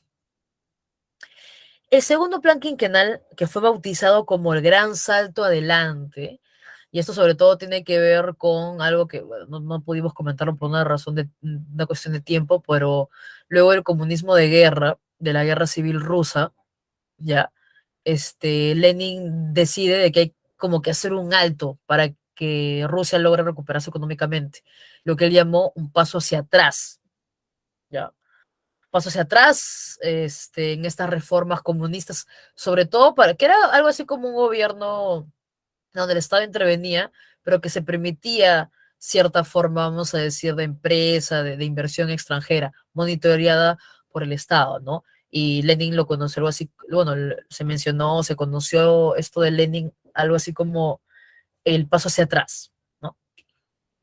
Por eso él, utilizando esto, declara el gran salto adelante, ¿no? No era simplemente un paso adelante, era un salto adelante. Pero el gran salto adelante de este segundo plan quinquenal de Mao, que se va a desarrollar sobre todo durante 1958 y 1964, va a ser un fracaso. Hay algunos autores, porque ustedes saben que lamentablemente ese tipo de gobiernos, tipo Stalin, tipo Mao, no existe libertad política, ¿no? Siquiera libertad individual. Entonces, a veces ha sido un poco complicado como que acceder a esa información. Más bien se tenía que esperar que mueran esos líderes para acceder a conocer cierta información que sea fidedigna, ¿no? Que no esté manipulada por el gobierno. Y hay algunos autores que mencionan que el fracaso de este segundo plan quinquenal en números se puede traducir en millones de muertos. ¿Por qué razón, profe? Lo que pasa es que se buscó transformar la propiedad de la tierra, ¿ya? Y el problema es que no toda la tierra se trabajaba igual, ¿no? Lo que se buscó es eliminar estas propiedades que había individuales o familiares y más bien crear una sola, ¿no? Propiedad comunal. La idea era como que todos trabajen allí para que haya mayor producción, pero lo que pasa es que eso de transformar la propiedad, de que se trabaje más, de que sea más productivo, se llevó de la mano de otra cosa, que era también industrializar ese territorio. Entonces iba de la mano por un lado, ¿qué cosa? Tenías que trabajar la tierra, pero también tenías que trabajar en estas fábricas improvisadas de acero que había en muchas de estas regiones este, rurales. Y yo, pucha, a ver, tienes que trabajar, ¿no? Y todo lo que se trabaja se guarda, porque esta es una cosa también muy importante. A ver, el centro del Partido Comunista es Mao, ¿ya? Y Mao mandaba a cada uno de sus encargados a diferentes partes de provincia, ¿no? Las partes rurales. Y ellos estaban en constante competencia. ¿Quién lograba mejores cifras? Y esto va a hacer, pues, que como es una competencia por quién gana el agrado, el beneplácito de Mao, lamentablemente va a haber mucha explotación en ese sentido, porque imagínate que tienes que trabajar hasta cierta hora en el campo y hasta cierta hora también tenías que trabajar en estos hornos que eran improvisados, como te digo, y que tenían como resultado un acero que era de mala calidad, así que ni siquiera puedes exportarlo, ¿ya? También hay que recordar que mucho de lo que se producía en China estaba destinado para la Unión Soviética, para pagar esa deuda que se tenía. Entonces, esto lo único que va a llevar es a la explotación de la población china, ¿ya? Que mucha gente, o sea, habiendo producido tanto, todo se guardaba y la gente moría en las puertas de los graneros. O sea, eh, bueno, fue en realidad terrible, ¿no? Más bien, esta reforma agraria radical lamentablemente terminó pues con bastantes muertos, ¿no? O sea, bueno, se buscó algo que lamentablemente no se consiguió, no fueron, como les digo, depende de los autores, porque hay autores que ya también engrandecen las cifras, que son obviamente opuestos al régimen, que nos dicen que, bueno, fue mucha fatiga, cansancio, explotación, hambruna, y finalmente muerte, ¿no? Sobre todo por esta idea de estar en competencia, las regiones y quién produce más para como que sea creíble ese proyecto de Mao, ¿no? Bueno, ya se estaba, digamos, desprestigiando de cierta manera el régimen durante la década del 50, fin del 50, principio del 60, y desde dentro del mismo Partido Comunista ya se buscaba como que, porque durante todo este tiempo que les estaba explicando, es como que China comunista se aisló, ¿no? Del resto de la economía. Estaba principalmente después de aliada con la Unión Soviética, ¿no? Entonces, más bien, dentro del mismo Partido Comunista había muchos líderes que decían, oye, no, más bien hay que acercarnos, ¿no? Quizás otra vez a la economía mundial, etcétera, etcétera. Entonces, digamos que Mao sintió que había traidores dentro de su propio círculo, ¿no? Entonces, cuando ya se desprestigia el régimen, cuando ya incluso él ve como intrusos, ¿no? O infiltrados dentro del partido, se da este último intento de controlar el poder, ¿no? De centralizar el poder, en fin, de demostrar que es fuerte, que es la revolución cultural, ¿no? Cuando se da cuenta que hay incluso gente, ¿no? Del mismo partido, entonces él siente que no, ¿no? Y comienza una persecución de brujas típica, y esta revolución cultural que como puedes ver en este afiche de la mano derecha, parte inferior derecha, fue una revolución dedicada a los jóvenes, ¿ya? Y fue muy triste. ¿Por qué razón? Porque tiene un nombre de revolución cultural, ¿sabes por qué? Porque parte de las frases, de los dichos, los objetivos era romper o sea, romper con todo lo que fue el orden imperial, ¿no? Con incluso los símbolos imperial. Y esto que ves a un joven con un martillo, un mazo en la mano, fue porque literalmente mucho de estas esculturas antiquísimas chinas fueron destruidas, ¿no? En pos del objetivo de romper con esa tradición imperial, en fin, alienante, lo que quieras. Fue una manera de consolidar el comunismo, justo por ese temor que había de que dentro del mismo comunismo haya gente que quiera acercarse con al capitalismo. Y los jóvenes fueron los que estuvieron bastante dogmatizados, influidos por la propaganda de Mao. Los jóvenes así se hacían, pues, una suerte, estaban así uniformados, mujeres, varones, y los llevaban también, los incitaban a que delaten a personas que eran, digamos, contrarias al régimen. Y había mucha gente que delataba hasta a sus tíos, sus padres, ¿ya? Esto va a ser bastante violento también durante la década de los 60, para los 70. La Revolución Cultural va del 66 al 76. Y digamos que ya es lo último, ¿no? Es lo último que hace el régimen de Mao por este temor de que los altos cargos del partido se acerquen al capitalismo, ¿no? Pues una campaña agresiva, ¿no? Y muy represiva, persecución política, y también una campaña de ideologización, como vemos acá, ¿no? Que la idea era imponer a como dé lugar el comunismo, ¿no? Pero ya sabemos que finalmente ya estaba en crisis también este gobierno, y ya cuando muere Mao, es que China toma ese rumbo que lo vemos hasta la actualidad, ¿no? ¿A qué se refiere, profe? Bueno, pues muere Mao, y el Partido Comunista se da cuenta de algo, ¿no? Que es lo que se vive actualmente en China, ¿no? De lo que adolecía China era del tema económico, ¿no? Pero sí gustó mucho eso del control político del poder. Entonces, lo que actualmente tiene China es eso, ¿no? Es comunista políticamente hablando, porque sabes que tiene sus propias redes sociales, sabes que está muy, muy monitoreada toda la información, pero es capitalista económicamente hablando, ¿no? Entonces, eso surge justo a la muerte de Mao, ¿no? Con los líderes, bueno, Deng Xiaoping y Xi Jinping, ¿no? Que ahora tenemos en la actualidad también. Perfecto. Bueno, China no fue el único caso, también tenemos el caso de la Revolución Cubana, esto lo vemos también bastante rápido, siempre con un poco de antecedentes, comprender que Cuba dependía de España en el siglo XIX, ¿ya?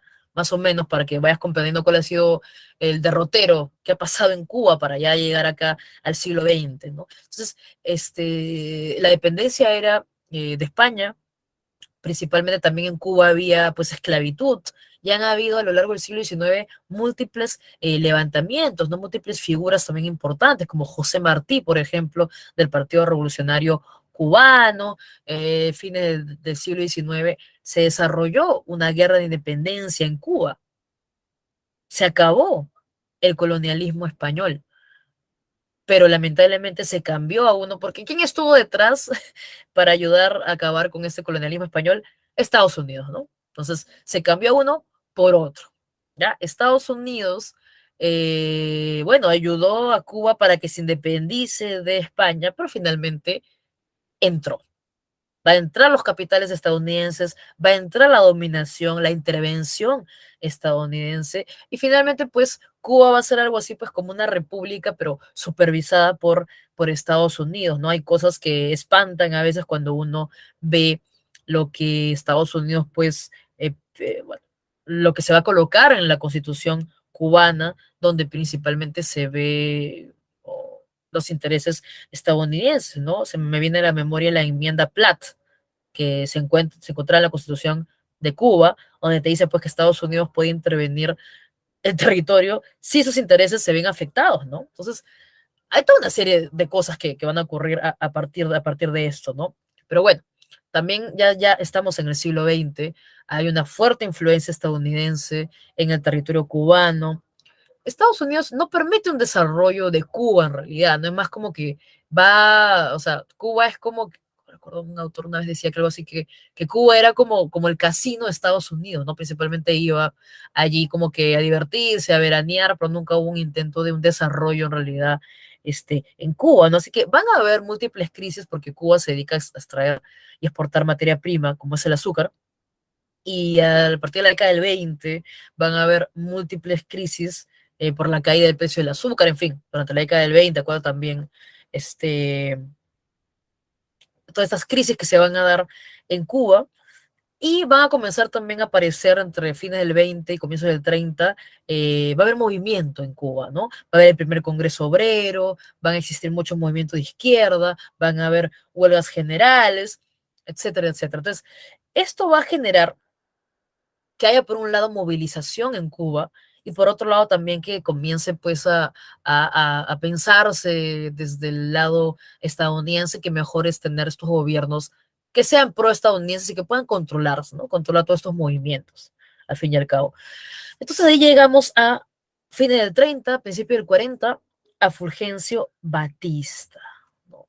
Fulgencio Batista va a gobernar del 40 al 44, va a llegar al poder a partir de elecciones y luego para la década del 50, que es la que nos interesa el día de hoy, va a ser un gobierno de facto, ¿no? Es interesante mencionar que Batista va a llegar al poder en el 52 de facto, anulando las elecciones que, por ejemplo, tenían a un Fidel Castro, ¿ya? Que intentó pues postular como diputado, ¿no? Fidel Castro pues había estudiado Derecho, si no recuerdo, y también es partidario de estas ideas de cambio, ¿no? Y por eso quería, digamos, participar por el conducto regular, postulando como diputado, pero finalmente esas elecciones se van a anular porque Batista llega al gobierno por un golpe, ¿no? De facto, o sea, por un golpe de Estado. Y el gobierno de Batista es eso, ¿no? Un gobierno proestadounidense, corrupto, o una dictadura, finalmente no hay libertades políticas. Cuba ya vive pues décadas de dominio imperialista de Estados Unidos y sobre todo pues Cuba no hay un desarrollo económico, como les digo, ¿no? También hay una gran tasa de analfabetismo en esta época, ¿no? Entonces justo es en este tiempo, ¿ya?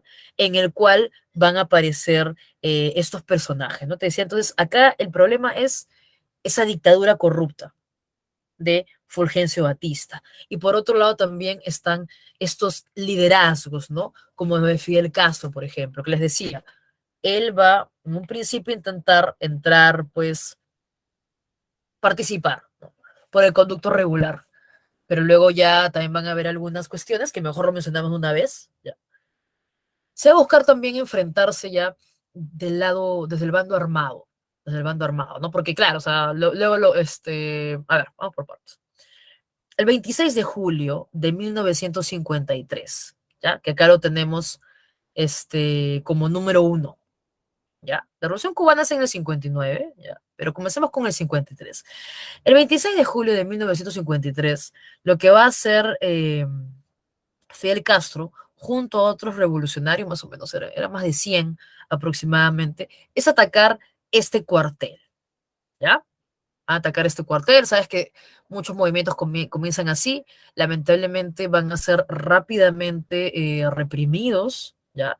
A Castro lo van a meter preso, pero Castro ya era un personaje, una figura política importante para ese tiempo y va a haber una gran presión de los medios para que lo saquen, va a lograr liberarse, ¿no? Va a salir rápidamente, luego creo que va a ir exiliado a Estados Unidos, luego va a México, y aquí en México es donde va a encontrarse con otros personajes que también son importantes, ya que fue Camilo Cienfuegos, que publicaba también prensa, ¿no?, revolucionaria, o el mismo Ernesto Che Guevara, ¿no? Si se van a conocer, sí, sí, La Voz de Cuba era lo que publicaba Camilo Cienfuegos, ¿no? Que también desde Estados Unidos criticaba esto, luego también fue por México. En fin, en México se van a encontrar todos estos personajes, ¿no? Van a formar el movimiento 26 de julio, evocando un 26 de julio que ellos intentaron esta fallida toma de poder, controlando un cuartel, pero que lamentablemente fueron reducidos, ¿no? Ok, perfecto, dejamos el uno, que va de la mano con el 2, ¿no? Lo que te estaba contando, ¿no? Solo estuvo 2 años en prisión y luego ya pudo escapar a Estados Unidos, luego a México, donde va a conocer a todos estos personajes. Entonces, de ahí viene la idea. ¿Qué hacer? Bueno, nos organizamos y hay que tomar el poder a la fuerza, ¿no? Pero ahora cambia un poco la estrategia. No nos vamos a ir de frente a la ciudad. Vamos a comenzar por el interior de la isla, el interior de Cuba. Entonces ahí viene todo este plan de retornar a Cuba, desembarcar, ¿no? Estos revolucionarios desembarcan, llegan a lo que es Sierra Maestra y ahí comienza su revolución, ¿no? Obvio, no les tomó semanas ni meses, le va a tomar años prácticamente eh, hacer esta guerra de guerrillas, porque finalmente la guerra de guerrillas es una guerra de desgaste, ¿no? Movilizar a la población. Por eso yo te decía que esto que finalmente va a terminar de manera positiva para ellos porque logran controlar todo lo que es, o sea, lo interesante es que ellos ingresan desde el interior de la isla y más bien terminan en las ciudades más importantes, ¿no? Esa es su estrategia. Y también se van a juntar cerca a otros movimientos que están más vinculados con los obreros, ¿no? En fin, esto que salió bien para Cuba, bueno, logró al menos los objetivos que ellos buscaban. Por eso es que le digo que inspiró bastante acá en las guerrillas, ¿no? Las guerrillas, bueno, de acá del Perú y de otros lados también, porque decían, mira cómo los movimientos guerrilleros del interior del país pueden lograr conquistar y terminar con esos regímenes, ¿no? Pro extranjeros, etcétera, etcétera. Bueno, en fin. Entonces van a ir desde el interior del país hasta llegar a, obviamente, La Habana, ciudad más importante. El 1 de enero de 1959 toman La Habana, van a juntarse también con estas huelgas de la Federación Obrera Nacional Unida y finalmente ya pues todas estas fuerzas se van a enfrentar finalmente pues ¿no?, al gobierno, y lo que va a hacer Fulgencio Batista es simplemente fugarse con todo lo que puede, ¿no? Ok, se instala entonces este gobierno que podemos decir que se llama nacionalista, ¿ya? Porque todavía no tiene, pues, no se ha plegado, ¿no?, a una ideología. Puede ser que ellos hayan tenido influencia marxista, todos esos revolucionarios y todo ello, pero lo más importante es que cuando esta revolución llega al poder, todas las decisiones que toma tienen un corte nacionalista. ¿Por qué? Porque están orientadas finalmente a terminar con la influencia de Estados Unidos, ¿ya? Por eso vemos expropiación de empresas, las empresas norteamericanas, chao, ¿no? Bueno, también hay que saber que Estados Unidos va a tratar también de una manera de amenazar a Cuba, ¿no? Por ejemplo, se lo va a castigar expulsando a Cuba de la OEA, también va a bloqueárselo comercialmente, y esto más bien hace que Cuba comience a acercarse a otro que le compre sus recursos, ¿no? Y aquí estamos hablando de que se va a acercar y va a convertirse en un aliado de la Unión Soviética, ¿no? Pero hay múltiples cosas que hace Estados Unidos. También hay un intento de organizar a cubanos para que hagan un golpe de Estado, esto entrenados por la CIA, ¿no? Que manda este barco, ¿no?, en Bahía de Cochinos, que finalmente también esa operación es desmantelada. Entonces, se están atacando desde ambos lados, ¿no? Pero normalmente uno le dice fase nacionalista por las decisiones que toma el gobierno de Fidel Castro, ¿no? En un principio, bueno, sobre todo el liderazgo de Fidel Castro, haciéndose a la cara, ¿no? Netamente tiene esa característica, ¿no? Nacionalista. Y también Estados Unidos, como les digo, castiga a Cuba de diferentes maneras, ¿no? Y también en este contexto es que se funda la Alianza para el Progreso, que como les digo es el apoyo de Estados Unidos a Sudamérica, para que no siga más bien el ejemplo, para que no se esparza este tema de la revolución, ¿no? Y ya hablamos de la fase socialista cuando luego de todos, sobre todo por la década del 60, cuando luego de todos estos castigos, eh, no le queda, vamos a decir que entre comillas no le queda más a Cuba que acercarse, pero ya, pues no, era obvio que también por este corte revolucionario se iban a acercar tarde o temprano, también la Unión Soviética busca acercarse a Cuba, y por eso hablamos de un periodo ya socialista, que algunos también le dicen un periodo comunista, ¿no? Por la presión de Estados Unidos, Cuba se va a aliar con la Unión Soviética, que le va a comprar principalmente, pues, las materias primas, ¿no? Establecen lazos comerciales con la Unión Soviética y la Unión Soviética también va a decir, perfecto, Cuba va a ser, va a lograr que yo concrete un plan. Profe, ¿a qué se refiere? Crisis de los misiles. Esto ocurre en 1962. ¿Cuál es la crisis de los misiles? En plena Guerra Fría, como les decía, en este caso Nikita Khrushchev es el líder de la Unión Soviética y Kennedy es el presidente de los Estados Unidos, que les decía que era, digamos, de cierta manera un poco más eh, no, no, no tan, no tan enérgico en su condena al comunismo, vamos a ponerlo de esa manera, ¿ya? Bueno, ¿cuál es el plan? Estados Unidos ya había establecido bases militares, ¿no? Y también se mencionaba que se habían establecido, instalado también misiles en Turquía, ¿no? Porque es Guerra Fría, y si bien no nos enfrentábamos a Estados Unidos y la Unión Soviética, sí, también nos hemos armado. Acuérdate de la carrera espacial, de una carrera armamentista, etcétera, etcétera. Entonces nos hemos armado y en Turquía hemos establecido base de misiles. Entonces, la Unión Soviética quería hacer lo mismo, ¿ya? Y en este caso, ya que Cuba era su aliado, y Cuba, como puede ver en este mapita, está muy cerca a las costas estadounidenses. Entonces, ¿de qué hablamos cuando hablamos de la crisis de los misiles? Ya te voy una vez adelantando. Bueno, la crisis de los misiles es el punto más crítico de la Guerra Fría. ¿Por qué? Porque la Unión Soviética, a través de Nikita Khrushchev, quiso hacer lo mismo. Quiso instalar bases de misiles en Cuba para también amenazar a Estados Unidos, ¿no? Estados Unidos, que como siempre estaba monitoreando la zona, obviamente, detectó que se habían instalado rampas para colocar misiles nucleares, ¿ya? En Cuba, obviamente de procedencia soviética. Y bueno, lo que hace, como puedes en este mapita, Kennedy es establecer un bloqueo, ¿ya? Esos círculos que ves, es el bloqueo que se establece. ¿Qué significa, profe, un bloqueo? Bueno, cuando tú estableces un bloqueo, es decir, que no puedes acercarte a Cuba. Y si un barco, obviamente soviético, ¿no? Obviamente también, mira, bloqueo, y ahí está la flota estadounidense.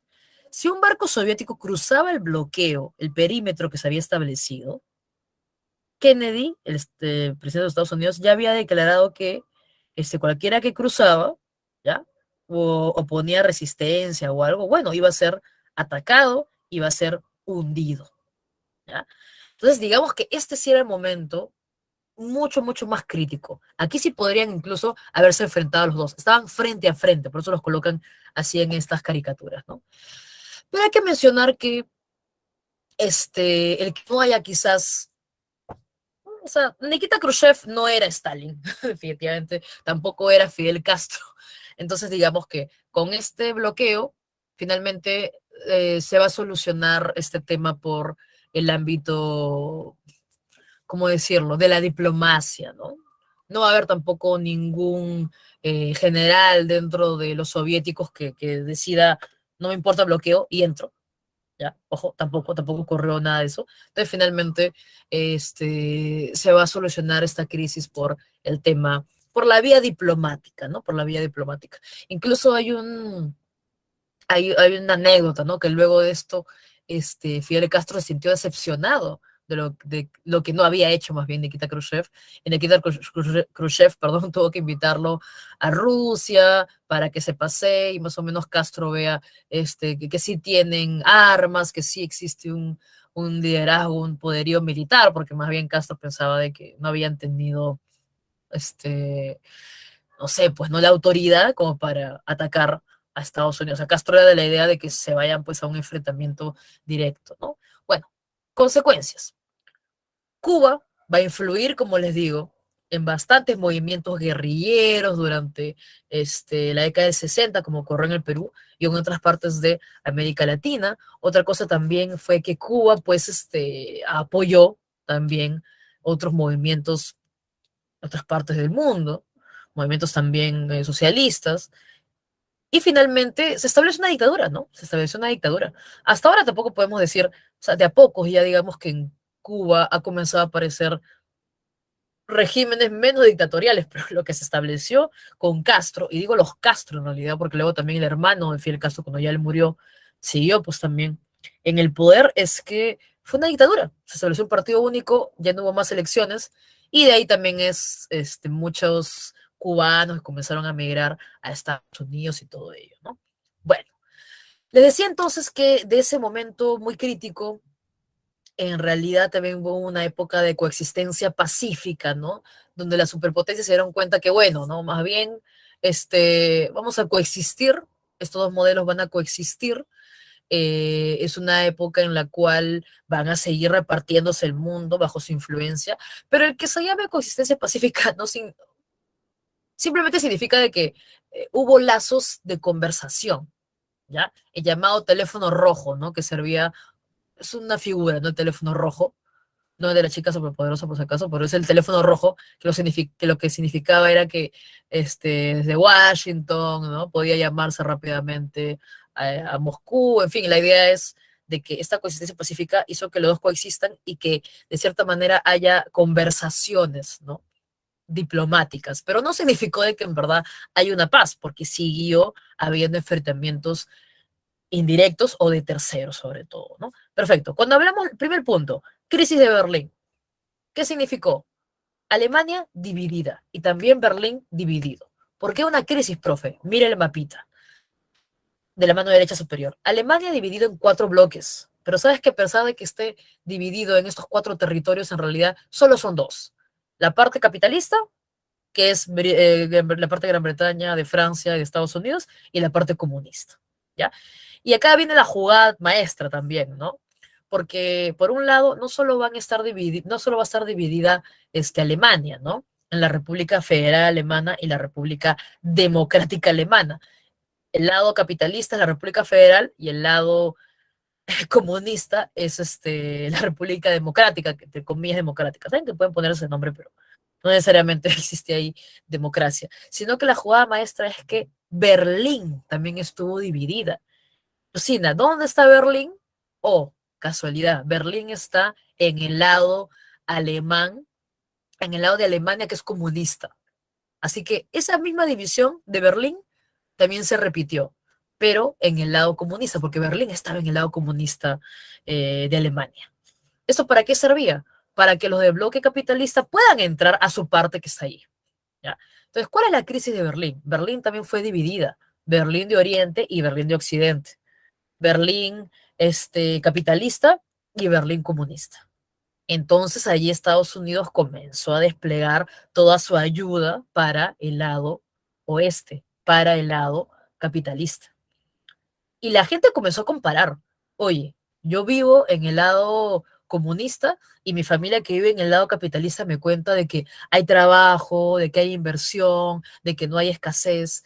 Y lo que pasa es que ya para la década, estamos hablando principalmente, pues, fines de 50, 60, 70 sobre todo, va a comenzar también más adelante una crisis en la Unión Soviética porque se gasta mucho en armamento, se gasta mucho en la misma corrupción del mismo partido comunista. Entonces, créeme que lo último que se va a hacer en realidad es invertir mucho en el lado comunista. Entonces, la crisis de Berlín no solo es Berlín dividida en dos, sino que cuando comiencen a compararse los modos de vida de ambos lados y mucha gente migre del lado comunista al lado capitalista, no ve otra. no veo otra solución, los comunistas, el gobierno de Berlín del Este, que construyó un muro, ¿no? Primero se colocó una alambrada de púas, muchos puestos policiales, eso es de hecho, y luego, a partir de 1961, se comenzó a construir un muro. Y eso era terrible, porque no solo las familias se quedaron separadas, sino es que era una persecución y también era un sueño de muchos cruzar de un lado a otro. Algunos lograron cruzar y hay muchas historias interesantes de cómo pudieron cruzar en tirolesa, cruzaron escondidos en el motor de un auto, en fin, pero también hay muchas historias tristes como la que ves aquí de un policía alemán, un policía de Alemania del Este, ¿no? Que está recogiendo el cuerpo de otro militar, Peter Fechter, ¿no? Que cuando intentó cruzar, obviamente ahí estaba el mandato de disparar, ¿ya? Matar, ¿no? Prácticamente si querías cruzar de un lado a otro, ¿no? Y hay múltiples historias bastante tristes de todo lo que fue esta crisis, justo de la gente que buscó una mejor oportunidad al otro lado, pero simplemente había pues el dictamen de la orden de que simplemente sean abatidos, ¿no? Bueno, otro episodio también es la guerra de Vietnam, que como te dije había sido ya, eh, era el legado de Francia, lo había heredado Estados Unidos. Estados Unidos se dio cuenta que el norte comunista estaba influyendo también en el sur, ¿ya? Entonces, acá hay que entender, ¿no? Estados Unidos tiene miedo de que se logre unificar Vietnam bajo un régimen comunista. Entonces, Estados Unidos, desde que heredó ese conflicto en la década del 50, a lo largo, ¿no?, de todos esos años, va a comenzar a mandar eh, militares estadounidenses a Vietnam del Sur, ¿no? Va a comenzar a enviar, también va a comenzar a mandar armas, a comenzar también a los survietnamitas a formarlos militarmente, porque más bien, ¿no? Apareció otra cosa, acá hay algo interesante, el Viet Minh, ¿te acuerdas que era del norte? Pues ahora el Viet Minh ha tenido influencia y en el sur mismo hay una guerrilla que es el Vietcong. O sea, en el sur, profe, hay una guerrilla comunista, exacto.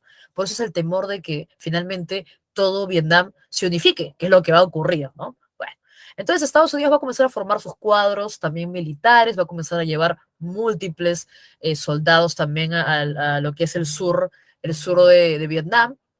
Finalmente esto va a llevar definitivamente a un enfrentamiento, ¿no? Tenemos como pretexto este incidente del Tonkin, que es una embarcación estadounidense que está por las costas del norte de Vietnam y que menciona que va a ser atacado, y esto simplemente es una excusa para poder enfrentarse y una vez comenzar la guerra. Esta es una guerra larga, del 63 a el 75, ¿no? Que tuvo una previa incluso de guerra civil, como se puede mencionar, ¿no? Entonces, lo interesante es que para este tiempo las imágenes de la guerra, como en la actualidad, ya se transmiten en la tele, ya la gente puede acceder a esto. ¿Y qué significa eso? Que mucha gente va a salir a las calles para presionar al gobierno de Estados Unidos que finalmente salga de la guerra, porque son terribles las imágenes que van a dar la vuelta al mundo sobre la guerra de Vietnam, ¿no? Así que hay un gran rechazo de la opinión pública a la guerra. También hay o sea, se habrán dado cuenta de muchas múltiples películas que es la guerra de Vietnam, porque es grande también el trauma de los veteranos de guerra. En realidad las tropas vietnamitas tenían mayor experiencia en camuflaje, conocían mucho mejor su espacio geográfico, así que esta es una guerra que finalmente va a perder Estados Unidos, ¿no? Por el rechazo internacional, también por los traumas, ¿no?, de la guerra. Finalmente Estados Unidos va a dejar solo al sur de Vietnam y finalmente va a ganar, pues, vamos a decir, el Vietcong, y Vietnam del Sur, que resistía, ¿no?, va a terminar derrotada, ¿no? También influye mucho el escándalo de Watergate del presidente Nixon, que esto hace que finalmente ya se retire oficialmente Estados Unidos de la guerra, ¿no? Así que, bueno, lo que tanto temía va a concretarse, ¿no? En el 75, cuando Vietnam va a ser derrotada, más adelante va a poder unificarse Vietnam un año después, bajo un régimen comunista, ¿no? La fase final de la Guerra Fría no hubiera sido posible, como te digo, sin los líderes, ¿no? Más que digan que va a perseguir al comunismo, y va, por eso hablamos de un rebrote, sobre todo es por Mikhail Gorbachev. Y es que Mikhail Gorbachev es ampliamente democrático, ¿no? Mikhail Gorbachev es justo llega en un momento de crisis a la Unión Soviética y va a tomar decisiones que van a terminar por completo con la misma existencia de la Unión Soviética. ¿A qué me refiero? Estoy hablando de la perestroika y la glasnost, ¿no? ¿A qué me refiero? La perestroika es la apertura económica, ¿ya? Sí, lamentablemente, como muchos dirán, profe, el neoliberalismo, sí, pero era la única manera de que se pueda recuperar económicamente Rusia, que estaba viviendo una crisis, cuando se da fue justo la crisis del petróleo, ¿no? Y también es caro mantener a todos los cargos que existen en el Partido Comunista. Entonces, bueno, tenemos por un lado la perestroika, que es la apertura económica, la privatización, también una pregunta sobre eso, la privatización de muchas empresas, ¿ya? Porque es la única manera que tenga que intervenir el capital, la inversión extranjera para que pueda recuperarse la Unión Soviética. Y por otro lado tenemos Glasnost. En una dictadura, sobre todo en los gobiernos comunistas que hemos visto, no existe libertad de expresión y Gorbachev lo permitió. Libertad de prensa, obviamente comenzó la crítica al régimen, comenzaron muchas intenciones de independencia que finalmente se concretaron. Y como le dijo Ronald Reagan a Gorbachev, señor Gorbachev, destruya ese muro, ¿ya? El muro de Berlín se va a destruir en 1989, ¿no? Porque ya estaba haciendo agua la Unión Soviética, ¿ya? Y era evidente, ¿no? Que la gente también no podía seguir con este distanciamiento, ¿no? Entonces, en el 89 cae el muro y más adelante, también una pregunta sobre eso, se va a unificar Alemania finalmente por el llamado Tratado de Moscú, 2 más 4, dos Alemanias, cuatro territorios en los que estaba divididos. Y en esta unificación alemana, la que va a poner las reglas de fuego de juego, disculpen, es definitivamente el lado capitalista, la República Federal. Así que la Alemania reunificada, donde va a estar Helmut Kohl como canciller, es una Alemania capitalista, ¿no? Que absorbe más bien al bloque comunista. Entonces, las reformas de Gorbachev van a finalmente, la única manera de que se sostenga la Unión Soviética es dejando de ser la Unión Soviética, ¿no? Entonces, eso lo vemos en 1991, cuando ya se da el colapso económico de la Unión Soviética, hay múltiples movimientos nacionalistas y se destapa la corrupción también del Partido Comunista, y esto lleva a qué cosa? A que la Unión Soviética se convierta en Rusia y las diferentes naciones que ves acá que van a aparecer, ¿no? Entre otras, obviamente. Cuando se desintegra, ya dijimos, 1991, comienzan a separarse Lituania, Letonia, Estonia, ya se es oficial con el acuerdo de Alma-Ata, y bueno, por más que se creó la CEI, la Comunidad de Estados Independientes, para mantener cierta identidad entre estas naciones que se desprendieron de la Unión Soviética, bueno, ya estábamos ante un nuevo momento en el mundo, definitivamente, ¿no? ¿Por qué razón? Porque se acabó la Guerra Fría y muchas personas piensan que el comunismo fue derrotado, o muchas personas van a decir, oye, fíjate, la historia lo muestra, el comunismo no sirve, así que ¿por qué se sigue hablando de ello, ¿no? En fin, hay mucha gente que te va a poner como ejemplo 1991 cuando se terminó la Unión Soviética, ¿no? Y si era un mundo bipolar y ya uno ni siquiera existe, entramos a un nuevo mundo en el cual solo vive uno, ¿no? Solo uno está a la cabeza, que es el llamado nuevo orden mundial, ¿no? Se acabó la tensión de este-oeste, se fortaleció el mercado global, se bien una economía mundial donde todos dependen de todos, ¿no? Pero no solo está Estados Unidos ahí a la cabeza, ¿no? También hay otros ejes económicos como Japón, China, la misma Unión Europea. Actualmente es una época en la cual lo que manda es luchar contra el cambio climático, la llamada diplomacia verde para terminar con el calentamiento global. Culturalmente, somos una aldea global, se intercambia el conocimiento, en fin, ¿no? Pero también en este nuevo orden mundial también existen guerras, y principalmente las guerras por hidrocarburos, ¿no? Ustedes han visto la guerra de Irak, pues la guerra de Irak tiene su previa, que es esta de aquí, la guerra del Golfo Pérsico, que ocurrió cuando Irak quiso no, invadió Kuwait, porque Irak estaba en una crisis, Saddam Hussein era quien gobernaba, y necesitaba los depósitos de petróleo que había en Kuwait, ¿no? Entonces, invade Kuwait, se le da eh, no sé si decir la amenaza, pero bueno, sí, obviamente le dicen, oye, o sea, retírate, Irak, por favor, de Kuwait, ¿no? No nos retiramos entonces Estados Unidos, obviamente la ONU detrás y toda una coalición de 36 países va a organizar una guerra, ¿no? En ese tiempo estaba George Bush padre, ustedes que lo han conocido o escuchado quizás de George Bush hijo, y finalmente se va a derrotar a Irak, se va a retirar de Kuwait, esto es rapidísimo, ¿no? Tormenta del desierto creo que es la, la operación que se hace, pero bueno, ¿no? No solo Irak retrocede, sino también se van a quedar ocupando Irak. Esto es importante porque ustedes han visto eso, justo el aumento de la presencia militar en Estados Unidos, y también han visto cómo salieron también de Irak, ¿no? O sea, ustedes han visto algo bastante importante históricamente hablando, ¿no? Y esto es lo último, y aquí cierro, mil disculpas por haberle robado su tiempo. El despertar de Asia es lo que vemos actualmente. En este mundo unipolar, ya ni siquiera Estados Unidos está arriba tranquilo, ¿no? Hegemónicamente hablando, sino más bien hay una crisis también en Estados Unidos. Antes del coronavirus, más bien vivíamos, según algunos autores, una nueva guerra fría, donde Estados Unidos se enfrentaba con China, ¿no? Que es un gigante en ascenso. Este mapita me encanta porque para que veas cómo China ha comenzado a gestar esta estrategia de tener diferentes puertos a lo largo de Europa, África, incluso, y sin mencionar Asia. Incluso tenía proyectos para una transoceánica, para lo cual había conversado con Perú, Brasil. Entonces es un gigante que está en pleno desarrollo. Ya veremos qué pasa cuando termine toda esta pandemia, pero definitivamente lo que se dio cuenta China era dos cosas. La primera, tiene bastante gente, así que cosa hay que hacer, nos convertimos en la fábrica del mundo, ya por todos los aproximadamente 1.400 millones de pobladores que hay. China también tiene su modelo mixto, no te olvides, ¿no? O sea, una economía planificada donde entra el Estado, pero también permite la inversión privada y la inversión extranjera, ¿no? Y ni qué decir de todas las alianzas que ha firmado con Rusia, India, Sudáfrica, y actualmente también podemos ver su influencia en América Latina. Por eso les decía, ya nos queda ver qué pasa en el futuro luego del coronavirus, ¿no?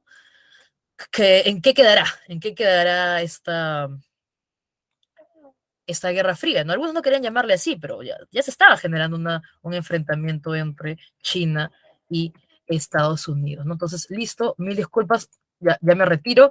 Gracias por su atención. Ya nos vemos la próxima semana en lo que nos queda, que es la última clase de historia del Perú. Listo, eso es todo. Entonces no se olviden de ver sus aulas de multichat, ya que estamos en las últimas semanas.